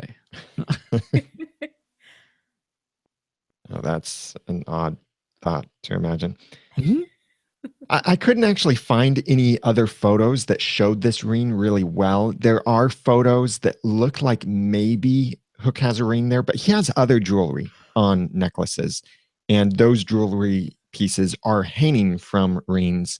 So it's very hard to figure out, is this a ring he's actually been wearing in the TV series for a while? How did they not get killed anytime they've been sneaking through the Enchanted Forest or the jungle in Neverland or anywhere with him?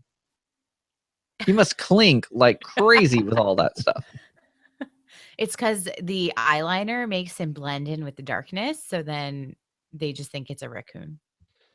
Wow. A raccoon that wears jewelry. But we did also get a nice little quote back to pop culture. We didn't actually hear this song, but Andrea from Los Angeles pointed out the song lyric Emma quoted to Hook was from the song Working My Way Back to You, sung in 1966 by the Four Seasons, then made popular years later in 1979 when sung by the R&B group The Spinners as a medley with another song, Forgive Me Girl. The song is about a guy who cheated on his girlfriend and abused her emotionally. She walks out on him and he realizes what he lost and tries to win her back. I have no idea why the writer was trying to say. I have no idea what the writers were trying to say using this lyric. And if you want to watch both versions of the song, we'll have the YouTube videos in the show notes as well as the links there at oncepodcast.com/218. I think it was just a light moment. I wouldn't read too much into it. Yeah. In fact, it probably came to Jane Espenson's mind the way song lyrics do when you say one sentence and you're just trying to say something normal and a song lyric comes to mind. I thought it was probably my favorite of all things. It was probably my favorite Emma and Hook moment ever. It was nice to see her be lighthearted in the midst of all this, and it was sort of it was something beyond the beginning state. It always feels like, I didn't even realize until kind of this scene, it always feels like they're in sort of the beginning and the budding of a relationship, even though there's kind of a lot of history there. And this kind of gave some depth to it. It shows that they actually know each other. Because he says, I know when you're quoting something, she says, and I love that you never know what it is. And that's what Jane Espenson is so good at writing. Mm-hmm. And this being a Jane Espenson episode, you look at her episodes and she's been really good at that kind of interaction between the characters. And the directors too. And of course, the cast who play these parts are excellent at acting out these things. But as they're planning this break-in, I was expecting to hear Zelina say something again about her beautiful feminine voice, but that's not quite what it was. My favorite Zelina quote of the night.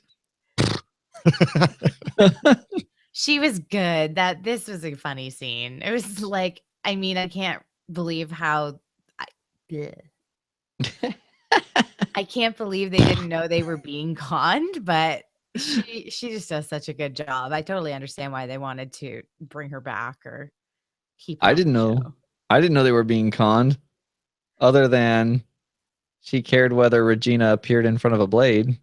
Well, yeah, That should have been the clue. That's the part that was like, seriously, they're not that smart. Well, then again, she could have been saying all of that because she realized their plan could actually work. Mm-hmm. Yeah.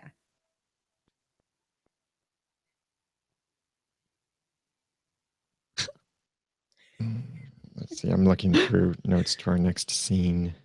Breaking into the tunnel. Yeah, there's not really. I only have just one little Snow White quote there. Doc, just watch pink fluffy unicorns dancing on rainbows. Aaron, how about you just go ahead and draw attention to that thing you liked? The thing you love. I'm the only one with notes for 2 whole scenes, so Yep. both of them. Go ahead. Okay. I liked how excited Snow White was to be in charge of guarding Zelena. Oh, I'd be delighted. I did feel that in the next scene when Arthur's, brewing up some acid or whatever he dumps on people's faces, that he just seems to be overreacting.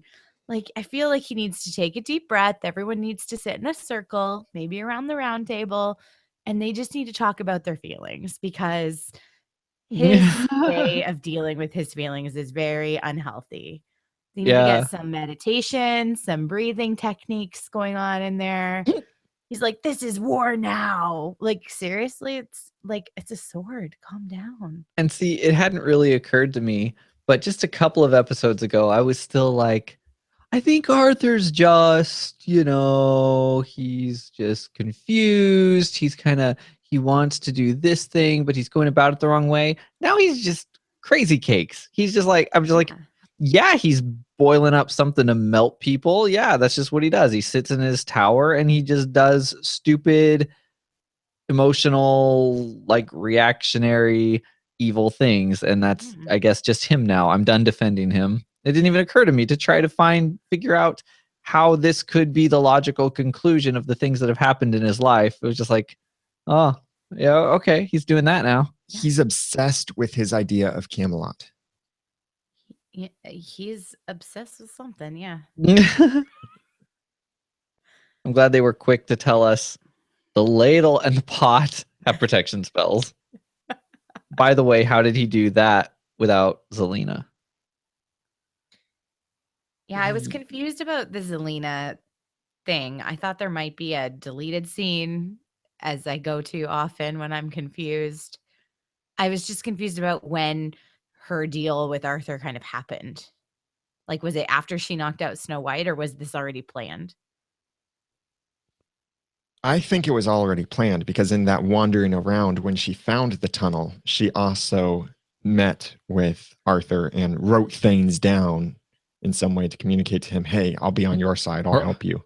Or all she ever did was meet Arthur by herself, and then he said, hey, there's this tunnel. Yeah, that's probably more likely.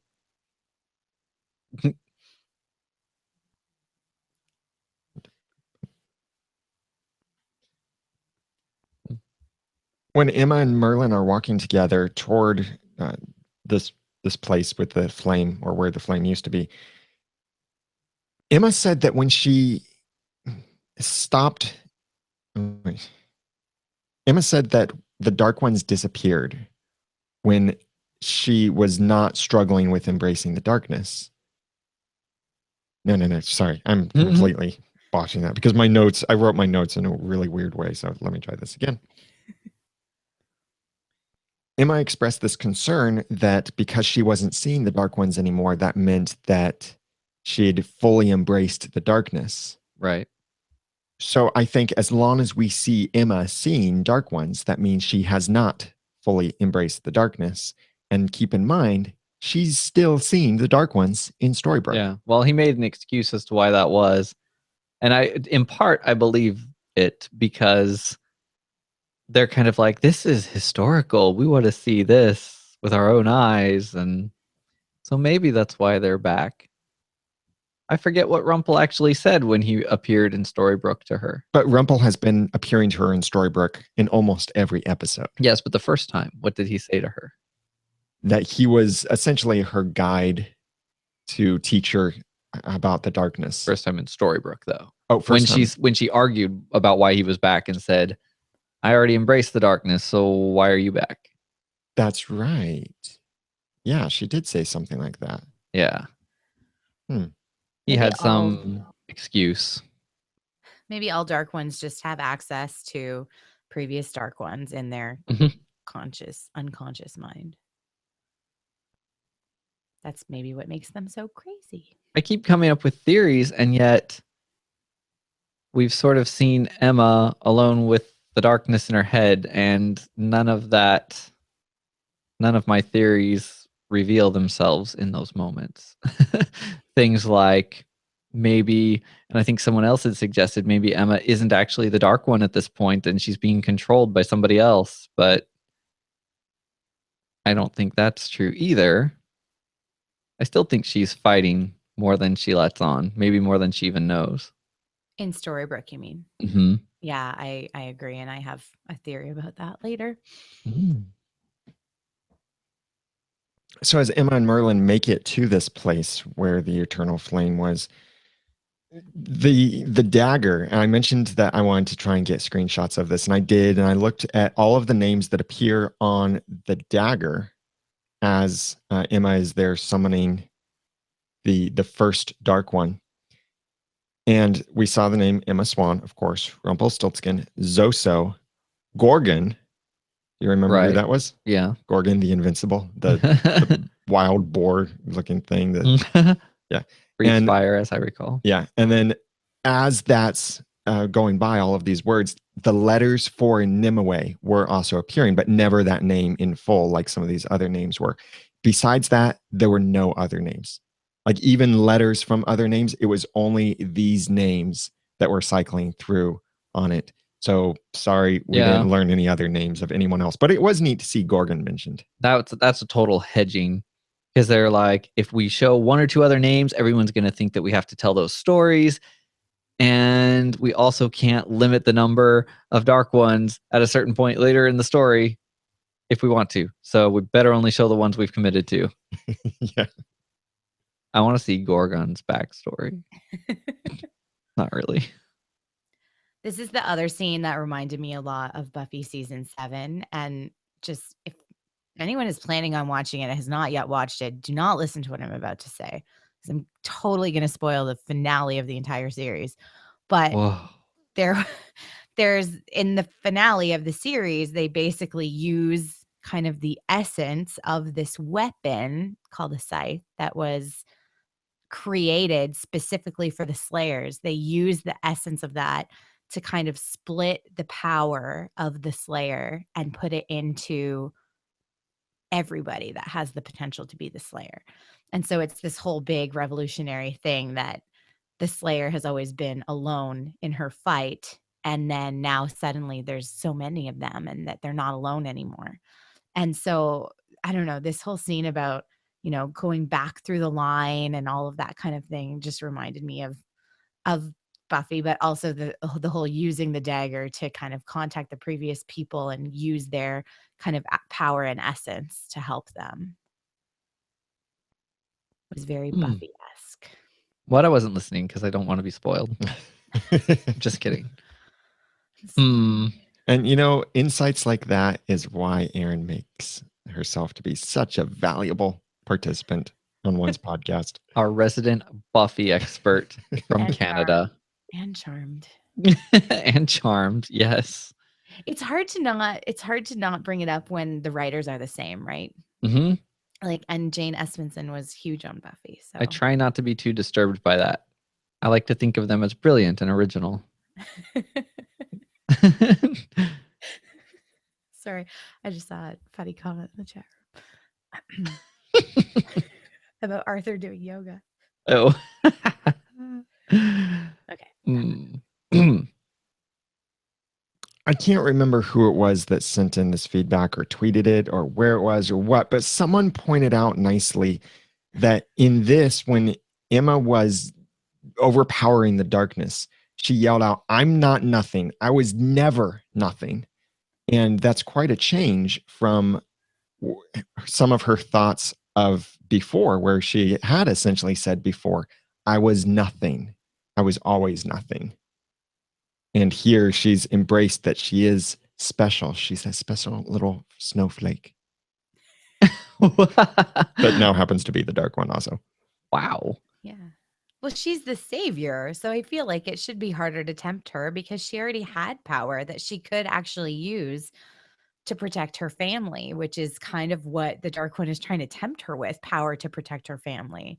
Did she not save Henry by using her power in the first place to wake him up, her true love's kiss. Mm-hmm. Yeah. Yeah. This is definitely one of Emma's best moments Yeah. ever, if not her best moment. Delivered powerfully. And the rest of that line, the power you have, I don't need. I love that whole thing. So good. And you would think, to some degree, that this would be her winning her battle. Because Merlin said that if he didn't come down from there, it would be because she lost her fight. In a sense, sort of saying it wouldn't exactly be you. The same way he thinks of Nimue. It wouldn't be you killing me, which is how Emma thought of it. It would be you lost your battle. You wouldn't want to kill me, obviously, but yeah, that would come from you. But only after. I think it's a battle. This was a battle. But so long as Emma has the darkness in her, until they can cut it out of her, which is what they're talking about doing with the blade, or cut it from her would be probably a nicer picture. Right. I think until they do that, everything that she does is going to be a battle, because it's like one time if she gives into the darkness, then that's what seems to be the turning point. Right. And I don't get the sense that Merlin battles darkness in the same way. But then he doesn't have that history of the power being passed on from one person to the next and sort of balling up all the darkness, if that's how it works. Yeah. I think there's a reason why it's taken Emma seemingly much longer to give in to the darkness. And I think that will go back to what we learned about her last season, which was that she has no potential for darkness, or no dark, whatever. Yeah, whatever happened there. She also got chased as the person with the most potential for darkness. So. Right. Details. Pesky details. But she does succeed in that battle, and they do walk down all of that, a lot of up. Yes, Jeremy? Well, I can't tell what that means. Do we have time to go into our little because we wanted to talk about that really long line of Nimue's. Oh, okay, go ahead. I'll let you make that transition. Okay. One of you. I see you both have notes there. I realize. Go ahead. And Aaron, you and I both pulled out Nimue's sort of long speech trying to convince Emma. And I think we each have a different side of the coin. And you wrote down more of the line. So why don't you share what that all was and your thoughts? So the line is when Nimue is kind of trying to tempt Emma into giving into the darkness. And she says, even when you love someone, you have to just say, no, this is mine. You can't take it away from me. And if they don't listen, if they try to stop you from being you, then you have no choice. You have to kill them. And we were talking in the pre-show. I said, oh, I think I really like that line, except for the end, you have to kill them. Right. And I said, maybe you have to leave them would be more appropriate. Just because I hate the notion of having to lose yourself when you love somebody, like that you have to compromise so much of yourself in a relationship that you're no longer yourself. And if somebody expects you to do that, then is that really love? Right. And not really sustainable. The interesting thing that I find in this particular moment with her is that she's sort of an extreme example of what happens when you take that idea too far.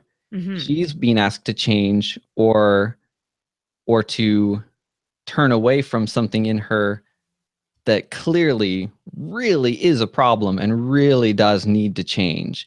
It's not an intrinsic part of who she is to kill. She was being asked to give up her revenge. She believed it was part of her, but it wasn't. And someone who loved her was asking her to put that aside. And she still clung to this sort of notion that she wasn't going to let him take that from her. And off she started on this dark path. So she kind of represents the extreme and what happens when you don't balance that with letting someone else speak into your life. Yeah. In love. I agree with you. We do have a very we pulled different things from it, but that goes back to what I was saying about his line. I'm not doing this for him. I'm doing it for you. Right. Because Exactly. he was really doing it out of love. Mm-hmm. Yeah. And that's the difference. Yeah. That's good. Huh, I like that. Very too. deep. Good talk. Good talk. So they come down from that a lot of up. And we get this nice little recounting of how things happened. And this great, and I think a very, very important question comes up of, could someone wield the power of darkness for good? Someday, perhaps, there will be a person who's worthy to hold that much power and not let it burn through to darken their soul. But if we can wipe out the darkness, we'll never have to ask that much of anyone. All right. I think that's going to happen, that we're going to see who that person is. Here's something to consider. Emma has not gone dark, just like Merlin didn't go dark. Now, she did get the dark one power put into her instead of the original Excalibur or original Holy Grail power put into her. So the power that she has been tainted, but it's still the same power source originally. But it's maybe not her to be this one to wield both. Maybe it will be someone else. Right. And maybe Emma knows that, and that's why everything is happening in Storybrooke, is she's trying to make that hero. And one thing that we have yet to see is whether at any time in Camelot she ever went sort of fully traditional dark one with the scaly skin, and or if she's always been this sort of mixture of the light and the dark that she kind of is now in Storybrooke. Right. I feel like if they do go this way, that they find somebody who's worthy to hold both, I feel like it kind of has to be Emma. I think that it would be kind of redundant to be telling this story if it wasn't, especially considering last season and considering her role in this entire series as the savior. That would be something very savior-esque to be able to hold both. That would basically eliminate the dark one from existing if she chose to use that power only for good. And I like that better than where it looked like they might be heading with the way some things were worded an episode or two ago, where it sounded as if they might try to say, nah, the darkness is cool. You can have that and the light and just use the darkness for good. But this is more like it's the same power, but most people just can't bear it and they just turn dark. Right. So if they get rid of the darkness, then it's just sort of, it's like Merlin. Sort of. Theoretically, mechanically, magically, it should be identical because it came from the same place. Right. But it's been tainted. Yes. By all the darkness. We need some magical Clorox bleach. So once they've cleaved the darkness from the power, is she more powerful even than Merlin if it's combined with what she already was born with? I think so, because Merlin has said several times that he could be killed. Now it has to be under just the right kind of circumstances. And I think the whole being killed sort of thing is because if the complete Excalibur is used on Merlin somehow, it separates Merlin from his magic and immortality and thus makes him killable. It's not that it kills him as is, but it makes him killable. There's been nothing like that said about Emma. Maybe Emma is immortal. She did say, actually, in this episode, I'm immortal, and kind of joked about that. But yet maybe I think she is going to be the one. She or Henry will be the one to wield all of that power. If she went fully dark, I think Hook would talk about her the same way Merlin talks about Nimue. Yeah. Yeah. He doesn't see that as Emma.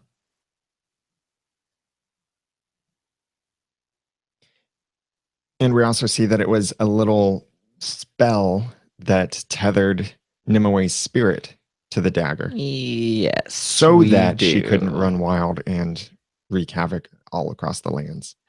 Somehow from a distance this was done. I don't know if I understand it. I think, like you, I thought that would be more of an epic moment, not just a sort of voiceover montage.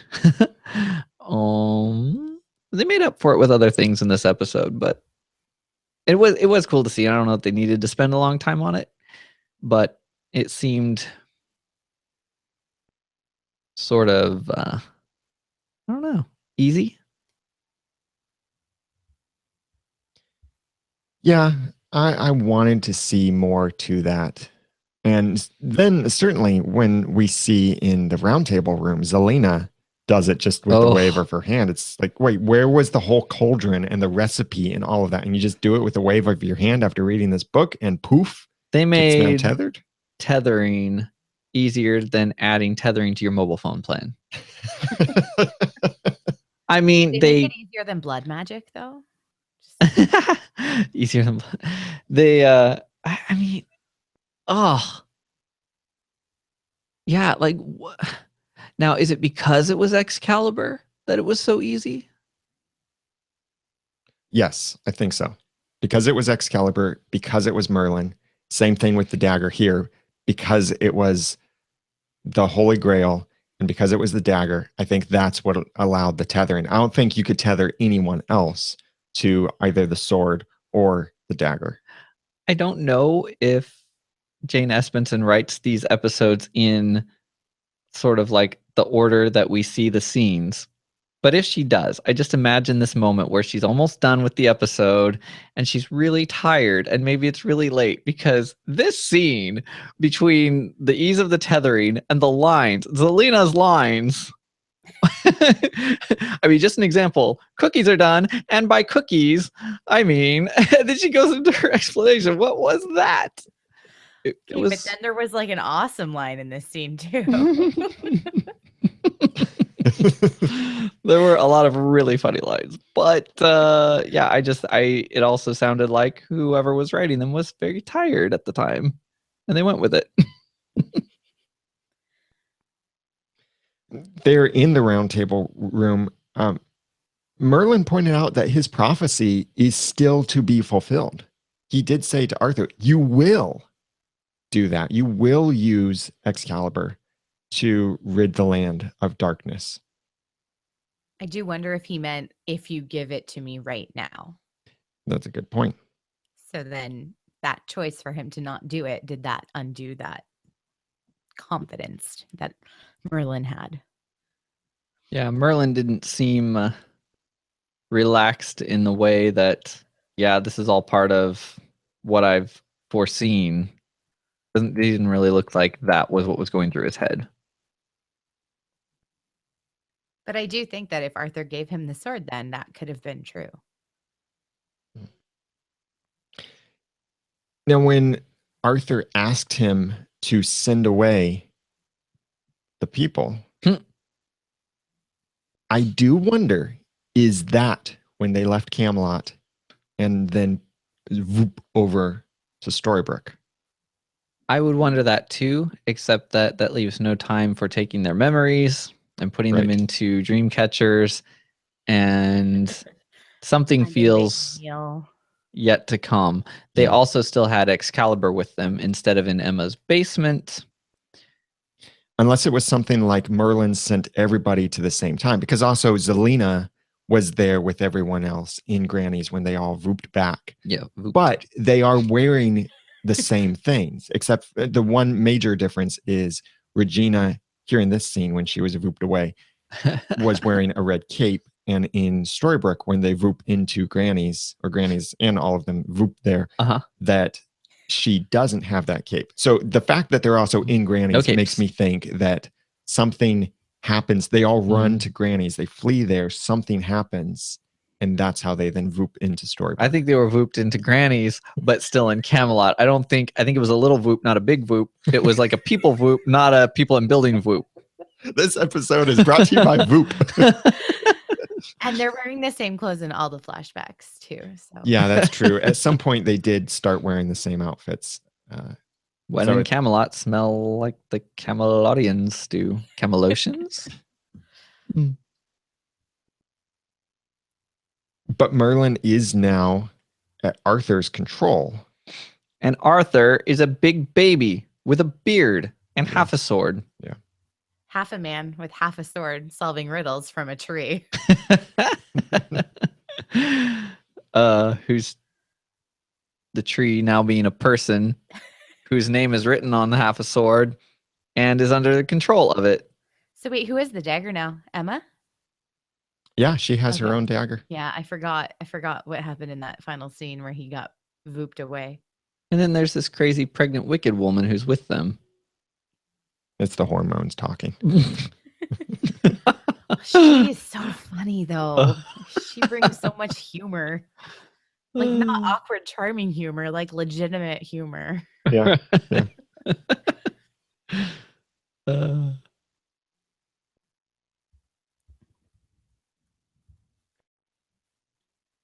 Chloe had an interesting theory, and she said, perhaps if Merlin is in Arthur's control, Arthur made Merlin tell him about Nimue and then forced Merlin to leave the voicemail that the hero saw. That would explain why Merlin said to find Nimue. I think this is a really good point because remember, Arthur did look kind of weird in that voicemail, that he looked kind of spaced out a little bit. Merlin. Yeah, Merlin. Mhm. Let me just say that again. If this can work. If not, then we'll just continue on. I think this can fit because Merlin did look kind of weird or spaced out in that little voicemail. Well, people look different when they are in 3D holographic mist. Yeah. And Chloe continued on saying, I also think that Arthur will find this memory in a dream catcher in Emma's shed. Then he will not realize that Nimue is dead because he saw a short memory of him forcing Merlin to say that. He will just think that Nimue will help him create his, quote, new Camelot, unquote. So he'll set out on a quest in Storybrooke to find her. Yeah, maybe. I think that certainly Merlin is Arthur's tool, and Merlin is valuable to Arthur and powerful, and Arthur is obsessed with building Camelot. And maybe that's another reason why Emma brings everyone to Storybrooke and takes their memories, is because Arthur started using Merlin to do horrible things. True. And the only way to make them stop is get them out of Camelot and take all of their memories, including Arthur's, so Arthur doesn't know that he could control Merlin. Oh, that's a good one too. Yeah, I like that. Before we move on to talking about this last scene of the episode and the thing that has many theories, I want to thank some people who left some very kind and honest reviews for us in iTunes. We appreciate every honest review you give, even if it's not fully positive. And one of these reviews was not fully positive. I'm pulling a positive from it, but we appreciate those honest reviews. And if you haven't reviewed us yet, then please go to oncepodcast.com and click on that iTunes or Stitcher link, and you can write a review for us there. But Lokiverse said, the discussions are often interesting and funny. Thank you, Lokiverse. And Ashley the Vegan said, I've listened to pretty much all of the Once Upon a Time podcasts out there, and this is the only one you need. The attention to detail is amazing, and the chemistry of the group is enjoyable. I look forward to the podcast every week, and I will miss it greatly once Upon a Time comes to an end. Thank you. Thank you. And I think the Ashleys who do eat meat would agree. Yes. We really appreciate your reviews for us in iTunes. They encourage us and they help other people find the podcast as well. But the best thing you can do for us that really helps the most is tell other people about the podcast. Like get on Twitter and watch who else is tweeting about Once Upon a Time. And watch who else is tweeting about Once Upon a Time with the hashtag, and then talk with them and maybe tell them about the podcast, or share our podcast episodes in Facebook groups and Google Plus communities and Reddit subreddits and all of that kind of stuff. The easiest way to do that really is go to oncepodcast.com/218 and click on those sharing buttons there. You can share to Facebook, Pinterest, Google Plus, Stumble Upon, Reddit, and several other places, even Tumblr and others. So if you can do that, that really helps us the most, because that brings more people coming to listen to the podcast, more theories, a larger community of this fandom that we have over this great TV show. So all of that's in the show notes at oncepodcast.com/218. Now, for the final scene, it was really the same scene, but it's split from the very beginning of the episode to the very end, but it's really just the same scene. A little thing came out here is that Nimue was trying to prevent Emma from completing this quest before. Now she wants them to complete it. Well, she said back then there was a chance that Emma would use the sword for good, kind of. So apparently there's no more chance. Well, not in her humble opinion. Which also explains why she broke the sword, because she didn't want Merlin to use it on her right in the beginning, but now she wants it back together. So that they can snuff out the light. Yeah, probably. I guess. Snuff out the light from Emma, or snuff out the light everywhere. I don't know. Or however it ends up defined in the end of this story arc. Yeah. I have to say, I loved that we heard a rumple laugh, a legit rumple laugh before any dialogue in this episode. Yeah. And the funny thing is that I kind of expected it. I saw Emma walk in with the two halves, and she walks up to them and she starts to do something. And I was like, he's just going to laugh at her and tell her she's doing it wrong. And that's basically what happened. Well, and Emma might be doing all of this with ulterior motives, because she does put the dagger together and takes it, even though she remembered that warning. And Alina Harris sent us this thought saying, I'm thinking Emma is going to use the sword not to destroy the darkness, but to control it and use it for good rather than evil. As she asked Merlin, is it possible to control it and use it for good? As Merlin said, if a person is strong enough, they can. Maybe Emma thinks she can be that person to mash the fettuccine. No, to be that person, as it has been said before, there always will. Hold on. Maybe Emma thinks she can be that person, as it. Maybe Emma thinks she can be that person. And that person, as it has been said before, will always be dark. Okay. Maybe Emma thinks she can be that person to mash the feta cheese, as it has been. Let me just do that. The humor of that is gone now, so I'm just going to read this. That's hilarious. Maybe Emma thinks she can be that person. As it has been said before, there always will be darkness, and it's never. Sorry, this one, it's been edited, but I'm not sure if it was edited necessarily well. It is under feedback. That's Always. funny. There'll always be darkness in it. We need the original. Never it.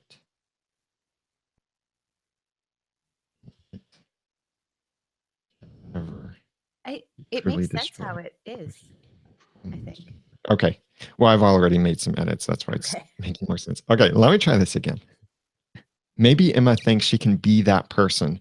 As it has been said before, there will always be darkness, and it can never be truly destroyed. But if you can control most of the darkness, maybe the darkness inside you won't take over. I also think Emma cast the curse to protect everyone, and she erased their memories because she did something to them to help her to control the darkness. Interesting. Very interesting theory. Thank you for that, Alina. Yeah. I wonder if Emma has figured out some kind of magic compartmentalization wherein Emma remembers what happened, but the Dark One somehow doesn't remember Camelot. Or I was just thinking maybe it's like her heart maybe she took her heart and like put a spell on it so that they can't they can't penetrate her heart. So then she can't be truly dark or something, because that would be a really good con to play with the Dark One.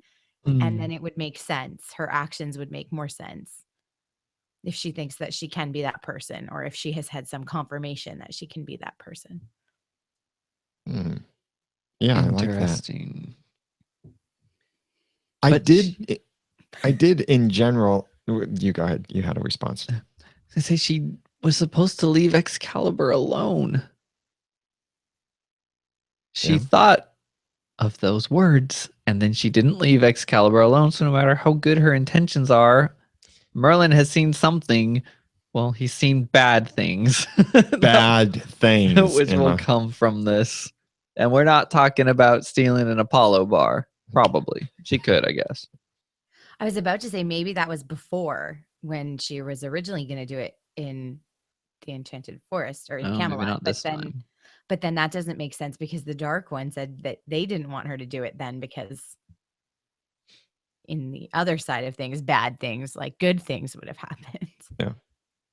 I did really like this scene, how it was being built up. I liked the special effects, the choreography of it, the tension of seeing Emma putting this together and all of that magic going on. Other than that it messed with my head that she put the point of the dagger I know. toward I the know. broken piece. But then I was thinking if she put the handle in, she'd have to be grabbing onto the blade. Yeah. Which she could, but maybe that It doesn't sounded seem very painful. sharp. She just had to get all the pieces in there somehow. Did the broken Excalibur still say Merlin? Could we see a clear shot of that? We couldn't see that. No. Yeah. It probably didn't. Because that's really important. It is. Because we don't know if Merlin's still alive. Maybe You now know- it just says Excalibur. Right. It has its own name. You know what we did see? Oh, that'll be interesting, by the way. Does it have Merlin's name? Does it have Emma's name? It probably has Emma's name. I think it didn't have anyone's name. Oh. At least what we saw of it. It kind of should be restored now. Maybe nobody's tethered to anything. I don't know what that would mean. Maybe. But regardless of what we didn't see on the sword, what we did see very clearly was Emma's tattoo, her flower tattoo on her wrist, almost conspicuously as she reached for the sword. Yeah. Like they want to remind us, hey, there's this. There's this. This is Emma. I don't know what it They've means. never explained No, at all. but it is intentional. Yes. Well, and they've confirmed Emma has a tattoo, Jennifer Morrison does not. Right. So when they add it in, it's there because Emma has a tattoo. I wonder if it was also intentional that all of the dark ones with the glowing eyes look like Jawas from Star Wars. I thought that was kind of funny. That was sort of the visual equivalent of not showing the other names cycling on the dagger. It was like, here's Rumpelstiltskin, we've seen Gorgon, we've seen Nimue, and all these other guys just have glowing eyes and dark faces. We can't see who they are. And we couldn't see Zoso in there, but he's even a side character to all of the other dark ones are side characters. But boy, that's a lot of dark ones. But now we know why that gate that's been bothering me all season is in the basement cave. It was open and they were all standing in there. Oh, yeah. Yeah, creepy scene, but also I think a really cool scene with everything going on. Anything else to talk about? Nope. Aaron? Nope. Okay. Then I want to make a nicer transition than that. Okay. But it was really neat seeing them all standing there watching part of this scene, this awesomeness and Neat everything. Is one word for it. And it's kind of like you listening to this podcast, except without the glowing eyes. Well, in my head, they all have glowing eyes. But we do appreciate you listening, sending your feedback, listening to these long episodes as we get really in depth, as stuff gets deeper and deeper. But we would love for you to continue this conversation now that we've finished the conversation in the podcast. You can comment on the show notes at oncepodcast.com/218. That's also where you can go to share this episode with all of your friends and family.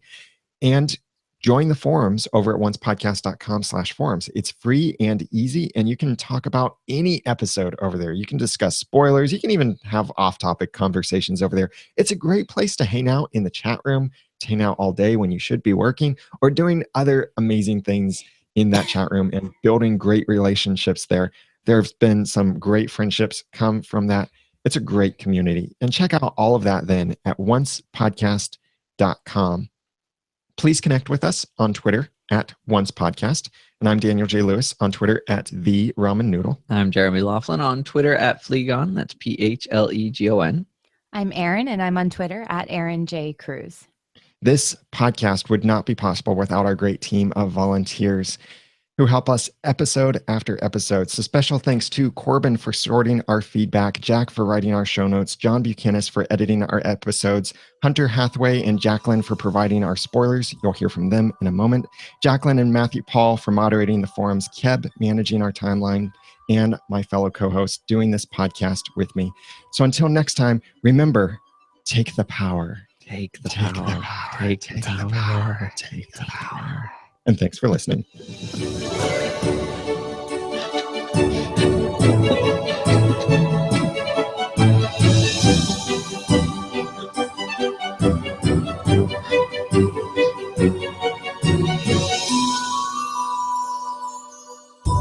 Once Podcast is a proud member of Noodle.mx Network. Find more of our award-winning and award-nominated podcasts to make you think, laugh, and succeed at Noodle.mx. Big thanks to our heroes for sponsoring this episode. If you'd like to be one of them and keep the podcast going, growing, and improving, then please go to oncepodcast.com/hero, and thank you for your support. Great job on the closing. That was great. I almost forgot. Yeah, I could tell. Like I was looking, I was like, awkward silence coming up. I thought about it and then you just went into your closing and I was like, this is the part where he does, and then you heard the words and I thought about it the whole episode, so it triggered, but yeah, I think the timing probably worked quite a bit like the episode. One person said it and then more. That was good. I was actually getting a little nervous. My hands are even shaking a little bit from nervousness. So. About that? It was like a performance. Yeah, about that. That's funny. I try not to laugh at the same time. Take the power. Well, because we're like eerily whispering and then I almost forgot to be creepy. I think I got creepier as we went. Yeah, I don't think know I if did I the was same. creepy. Do you want to re-record that? No. I think it'll be good. Okay. On Monday I watched once late on Sunday, and then on Monday they were we like put our leaves out on the road, and then this giant like vacuum truck kind of comes and sucks them all up. So in Canada, leaves don't fall on the road. You have to put them there to decorate for fall. Yes, from our yard. Wow. So this is like, it's like hashtag you've been watching too much once. I was like standing at my sink, and that's where you can see like out onto the road through the window. And the truck came by and it was sucking up all the leaves. And I was like, oh, it's snuffing out all the blood. And then I was like, what did I just say? That's great. Oh, yeah. It's snuffing out the autumn. But it kind of is. And then when I thought of it, I was like, it is kind of snuffing out all the light because they're pretty and orange and yellow and red. And right. Now it's just like wet, gross, blah. Yeah. Winter comes and tries to snuff out the light every single year. I've heard we're going to have a mild winter this year, but I don't know if that I heard that last year too. That's just something summer people say to make themselves feel better. Yeah, those like meteorologists or who predicts weather. Sometimes meteorologists. What do meteorologists do? Merlinologists. Yeah, they predict the weather. That's what Arthur was for a while. So I'm not a very scientific person, in case nobody knows that. And then he became a Merlinocidist. I may have just watched the first 5 seconds of the promo for next week because it started playing on somebody's Twitter. I didn't press it, I swear. That sounds like not truth. I went to follow a girl who is from the podcast and followed Stalker. me. And then it's on her timeline. Oh, stalker. Yeah. I was just following this girl. Canada played one, but I didn't like our ones are not very spoilery. Like Canada played one after the episode on our network, but it's different from yours. It always has Really? been. Yeah. So people apparently ours used to give a lot more away, and people would be like, did Canada play one? But we never do. Like, it's like once a year. But because it's 2 hours, I think, next week. Right? Oh, yeah, I didn't mention that in the episode. Next week, I'm away. So I'm going to send you a message, but I don't know what's going to happen. For the full discussion? Yeah, Monday to Friday. I'm Aww. road, but I should be able to podcast because I'm just in I'm just up north. I'm in a hotel room in the middle of nowhere, but they have Wi-Fi. But you're not going to record with us? No, that's what I'm saying. Like, I should be able to. I don't know. Oh, you said send you a message, and I thought you meant. Oh, no. I'm gonna send record a little tiny message. blurb. No. At what point will you know whether you'll be able to? I was thinking when I get there on Monday, we could maybe do a test. Okay. If you want. I don't know how Do you feel what about that. But do- I'm gonna have to figure it out too, though, because it's a 2-hour episode and I'm not gonna have access to my PVR to do a rewatch. But I know I can watch it. I can stream it online, but it's just if the Wi-Fi is not good. Yeah, and there's the version I provide. Yeah, but then that one's so high quality, right? That it streams very slowly. I could give you a lower quality one. Okay. We can try to remember to do that. I can always try to download it before we go. You're not going to have access to your what? To my PVR. I thought you said DVR? PVR. You know that thing you record shows on? No. Nope. If you have cable or if your parents do, which is more accurate in my case. Nope. No cable, no DVR, no PVR. I don't know what difference between a DVR and a PVR is. Well, but I know what a PVR is, and I thought that was different. Our network started making it so you had to log in by your cable provider, which I can do because we have cable, but no one knows how to get their login information. So is it a personal video recorder? I think so. I guess so. That's interesting. I just know that we're with, I think we're with, who are we with? We're with Shaw. And so Shaw calls it a PVR.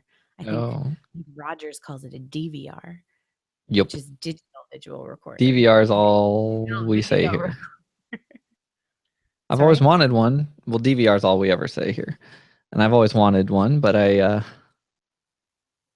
don't want cable. Yeah. Basically what that boils down to. I pay enough for my stupid internet connection. I think I pay too much. I just haven't reworked that situation. You don't pay as much as I pay here at the office. Commercial probably internet's close. 4 times as much. I'm paying $57 a month for 10 down, 1 up. Makes no sense. What?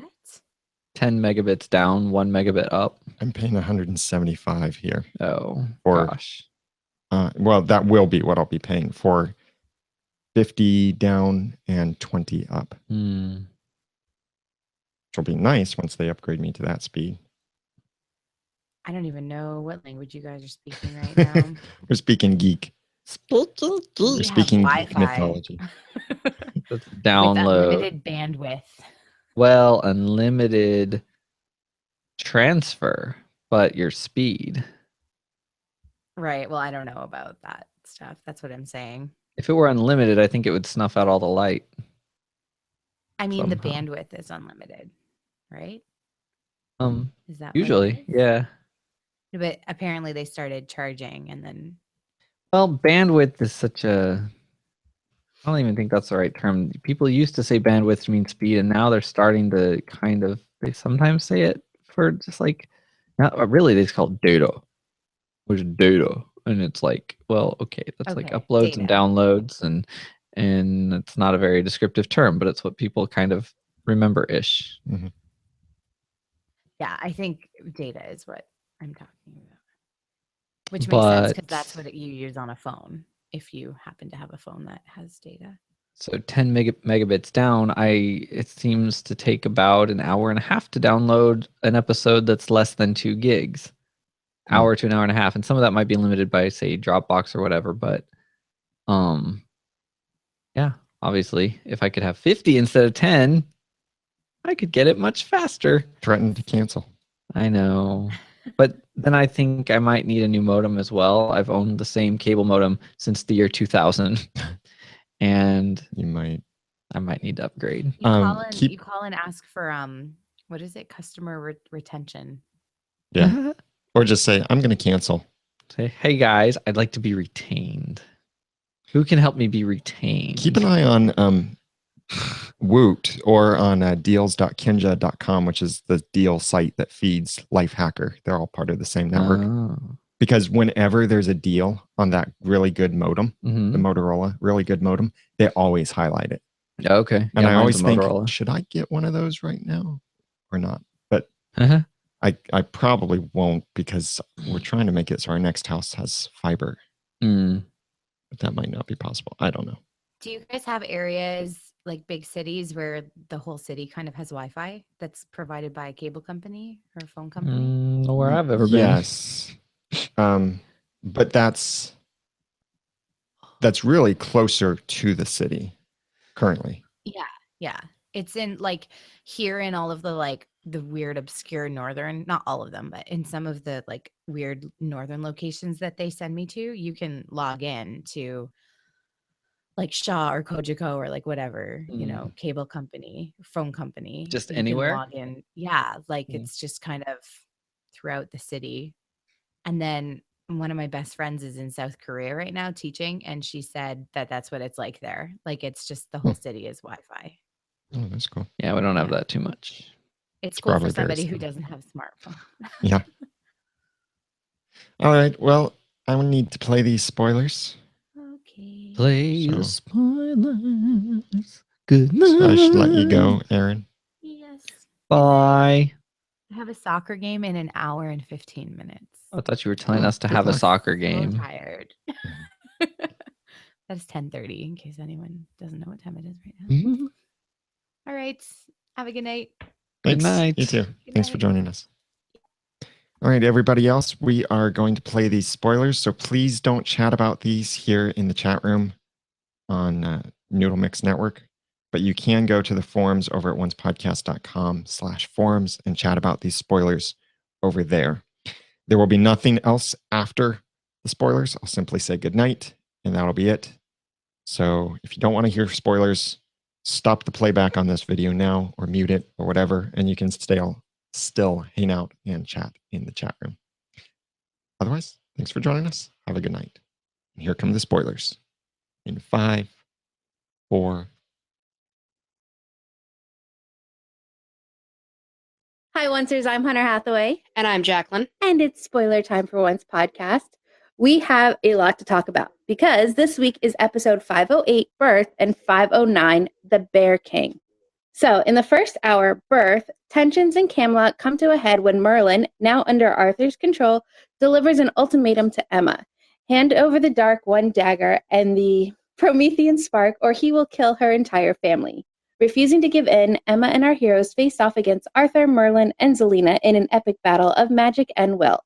Just when the end is in sight, Emma is forced to make a gut-wrenching choice that no one saw coming. Back in Storybrooke, Zelina's pregnancy mysteriously accelerates and Hook goes to new and desperate lengths to get answers from the Dark Swan. In the second hour, the Bear King, Zelina, and Arthur journey to Dunbroch on a mission to retrieve an enchanted relic that will provide the advantage they need to vanquish Emma and our heroes. Their path will cross with Merda's, who is on a journey of her own to pay a debt to her that her father, King Fergus, owed the witch when he died. Merda enlists the help of two friends, Mulan and Ruby, but in order to satisfy the witch and save Dunbroch, she must discover the identity of the knight who killed her father.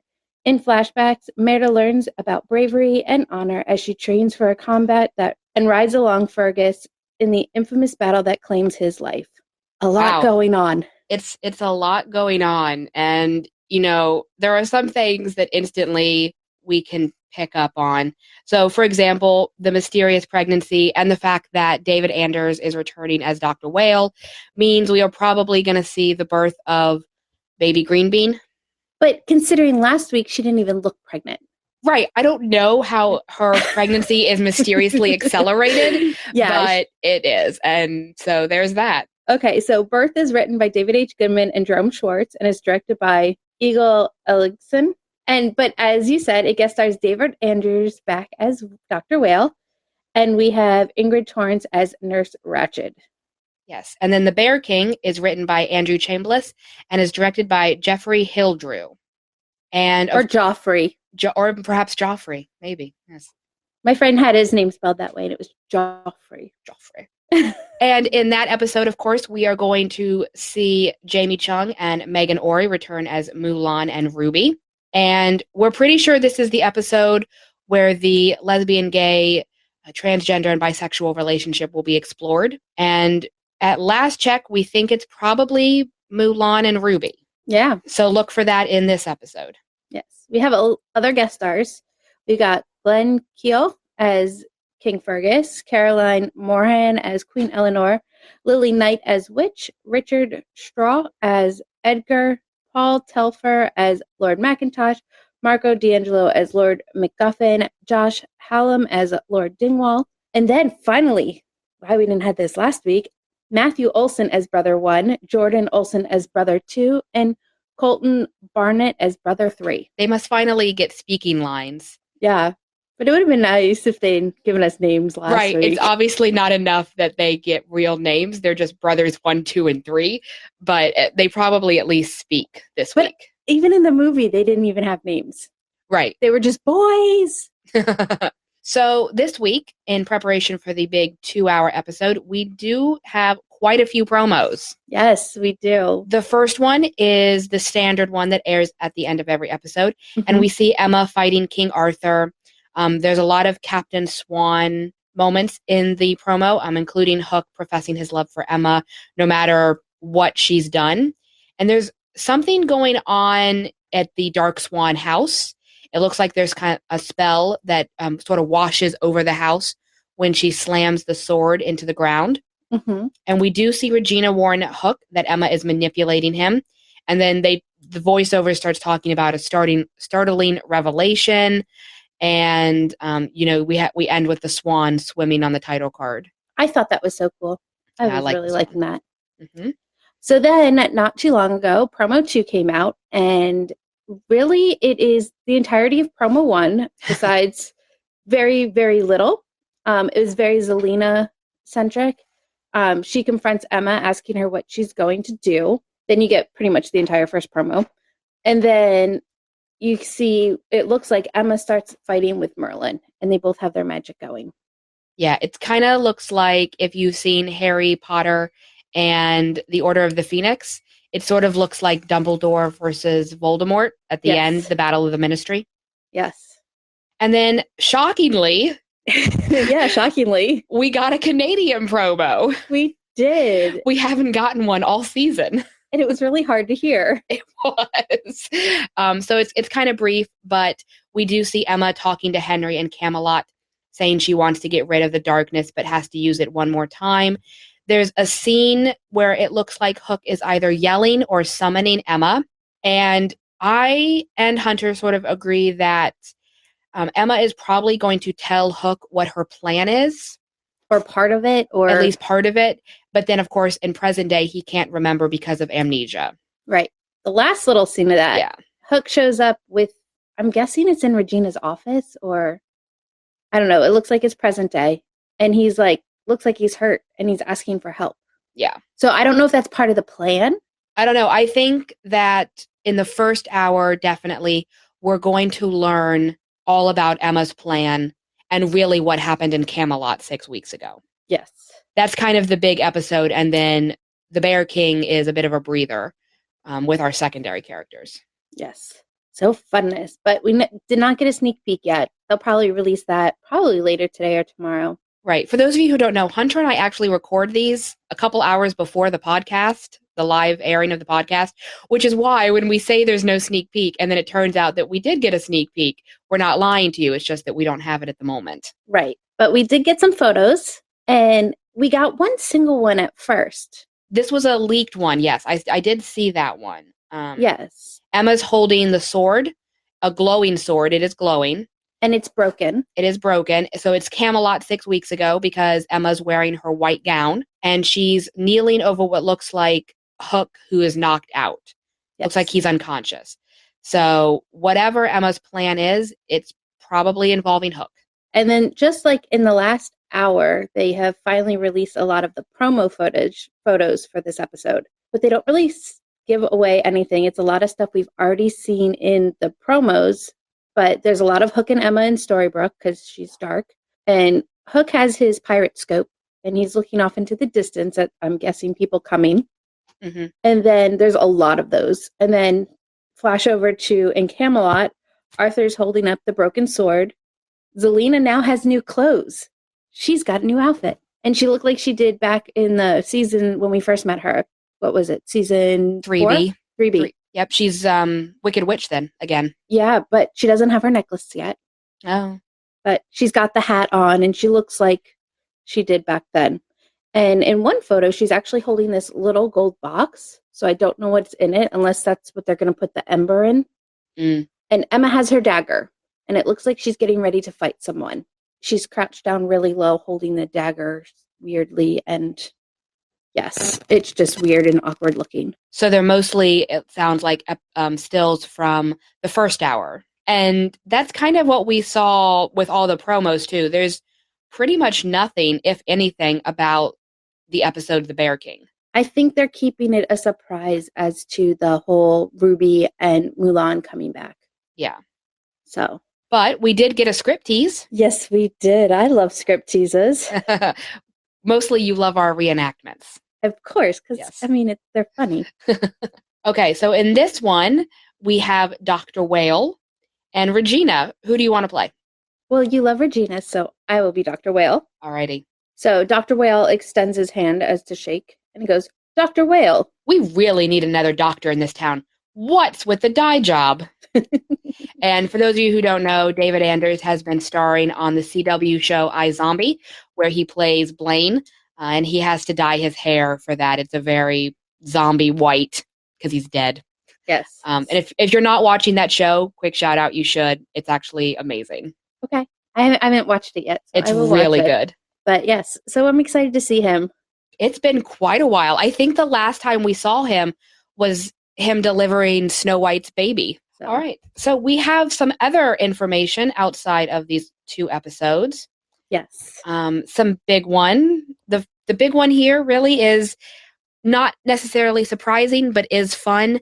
We have Victoria Smurfett reprising her role as Cruella de Vil for multiple episodes in season 5B that will start with episode 513, which is 1 episode after the 100th. Yeah, so she will not be with all the other guest stars that have already been announced. Right, like Cora, the Blind Witch, and Peter Pan. And the Mirror. And the Mirror, yes, Giancarlo Esposito is returning. But we do get to see her multiple times throughout the second half of the season. Yeah, which will be fun. Yeah. And we also got a new episode title, 513, which will not be until March. So they're very ahead of the game, which I like. Mm-hmm. It's called Labor of Love, and it's written by Andrew Chambliss and Dana Horgan. Yes, and just a little bit of a prediction here.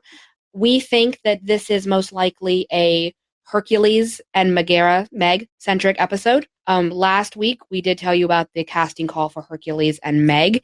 And if you're at all familiar with Greek mythology, you know Hercules had 12 labors that he had to perform. One of interest, he has to sneak into the underworld and steal Cerberus, the 3-headed dog who guards over the underworld. And so with Victoria Smurfett returning, of course, Cruella had her magic and she was able to control dogs.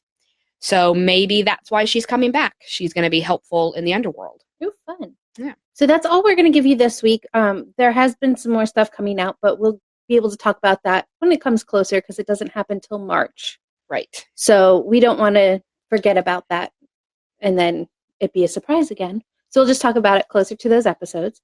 So I'm Hunter. You can follow me on Twitter at Bit of Pixie Dust. I'm Jacqueline, and you can follow me on Twitter at punk_bunny_87. Until next time, Oncers.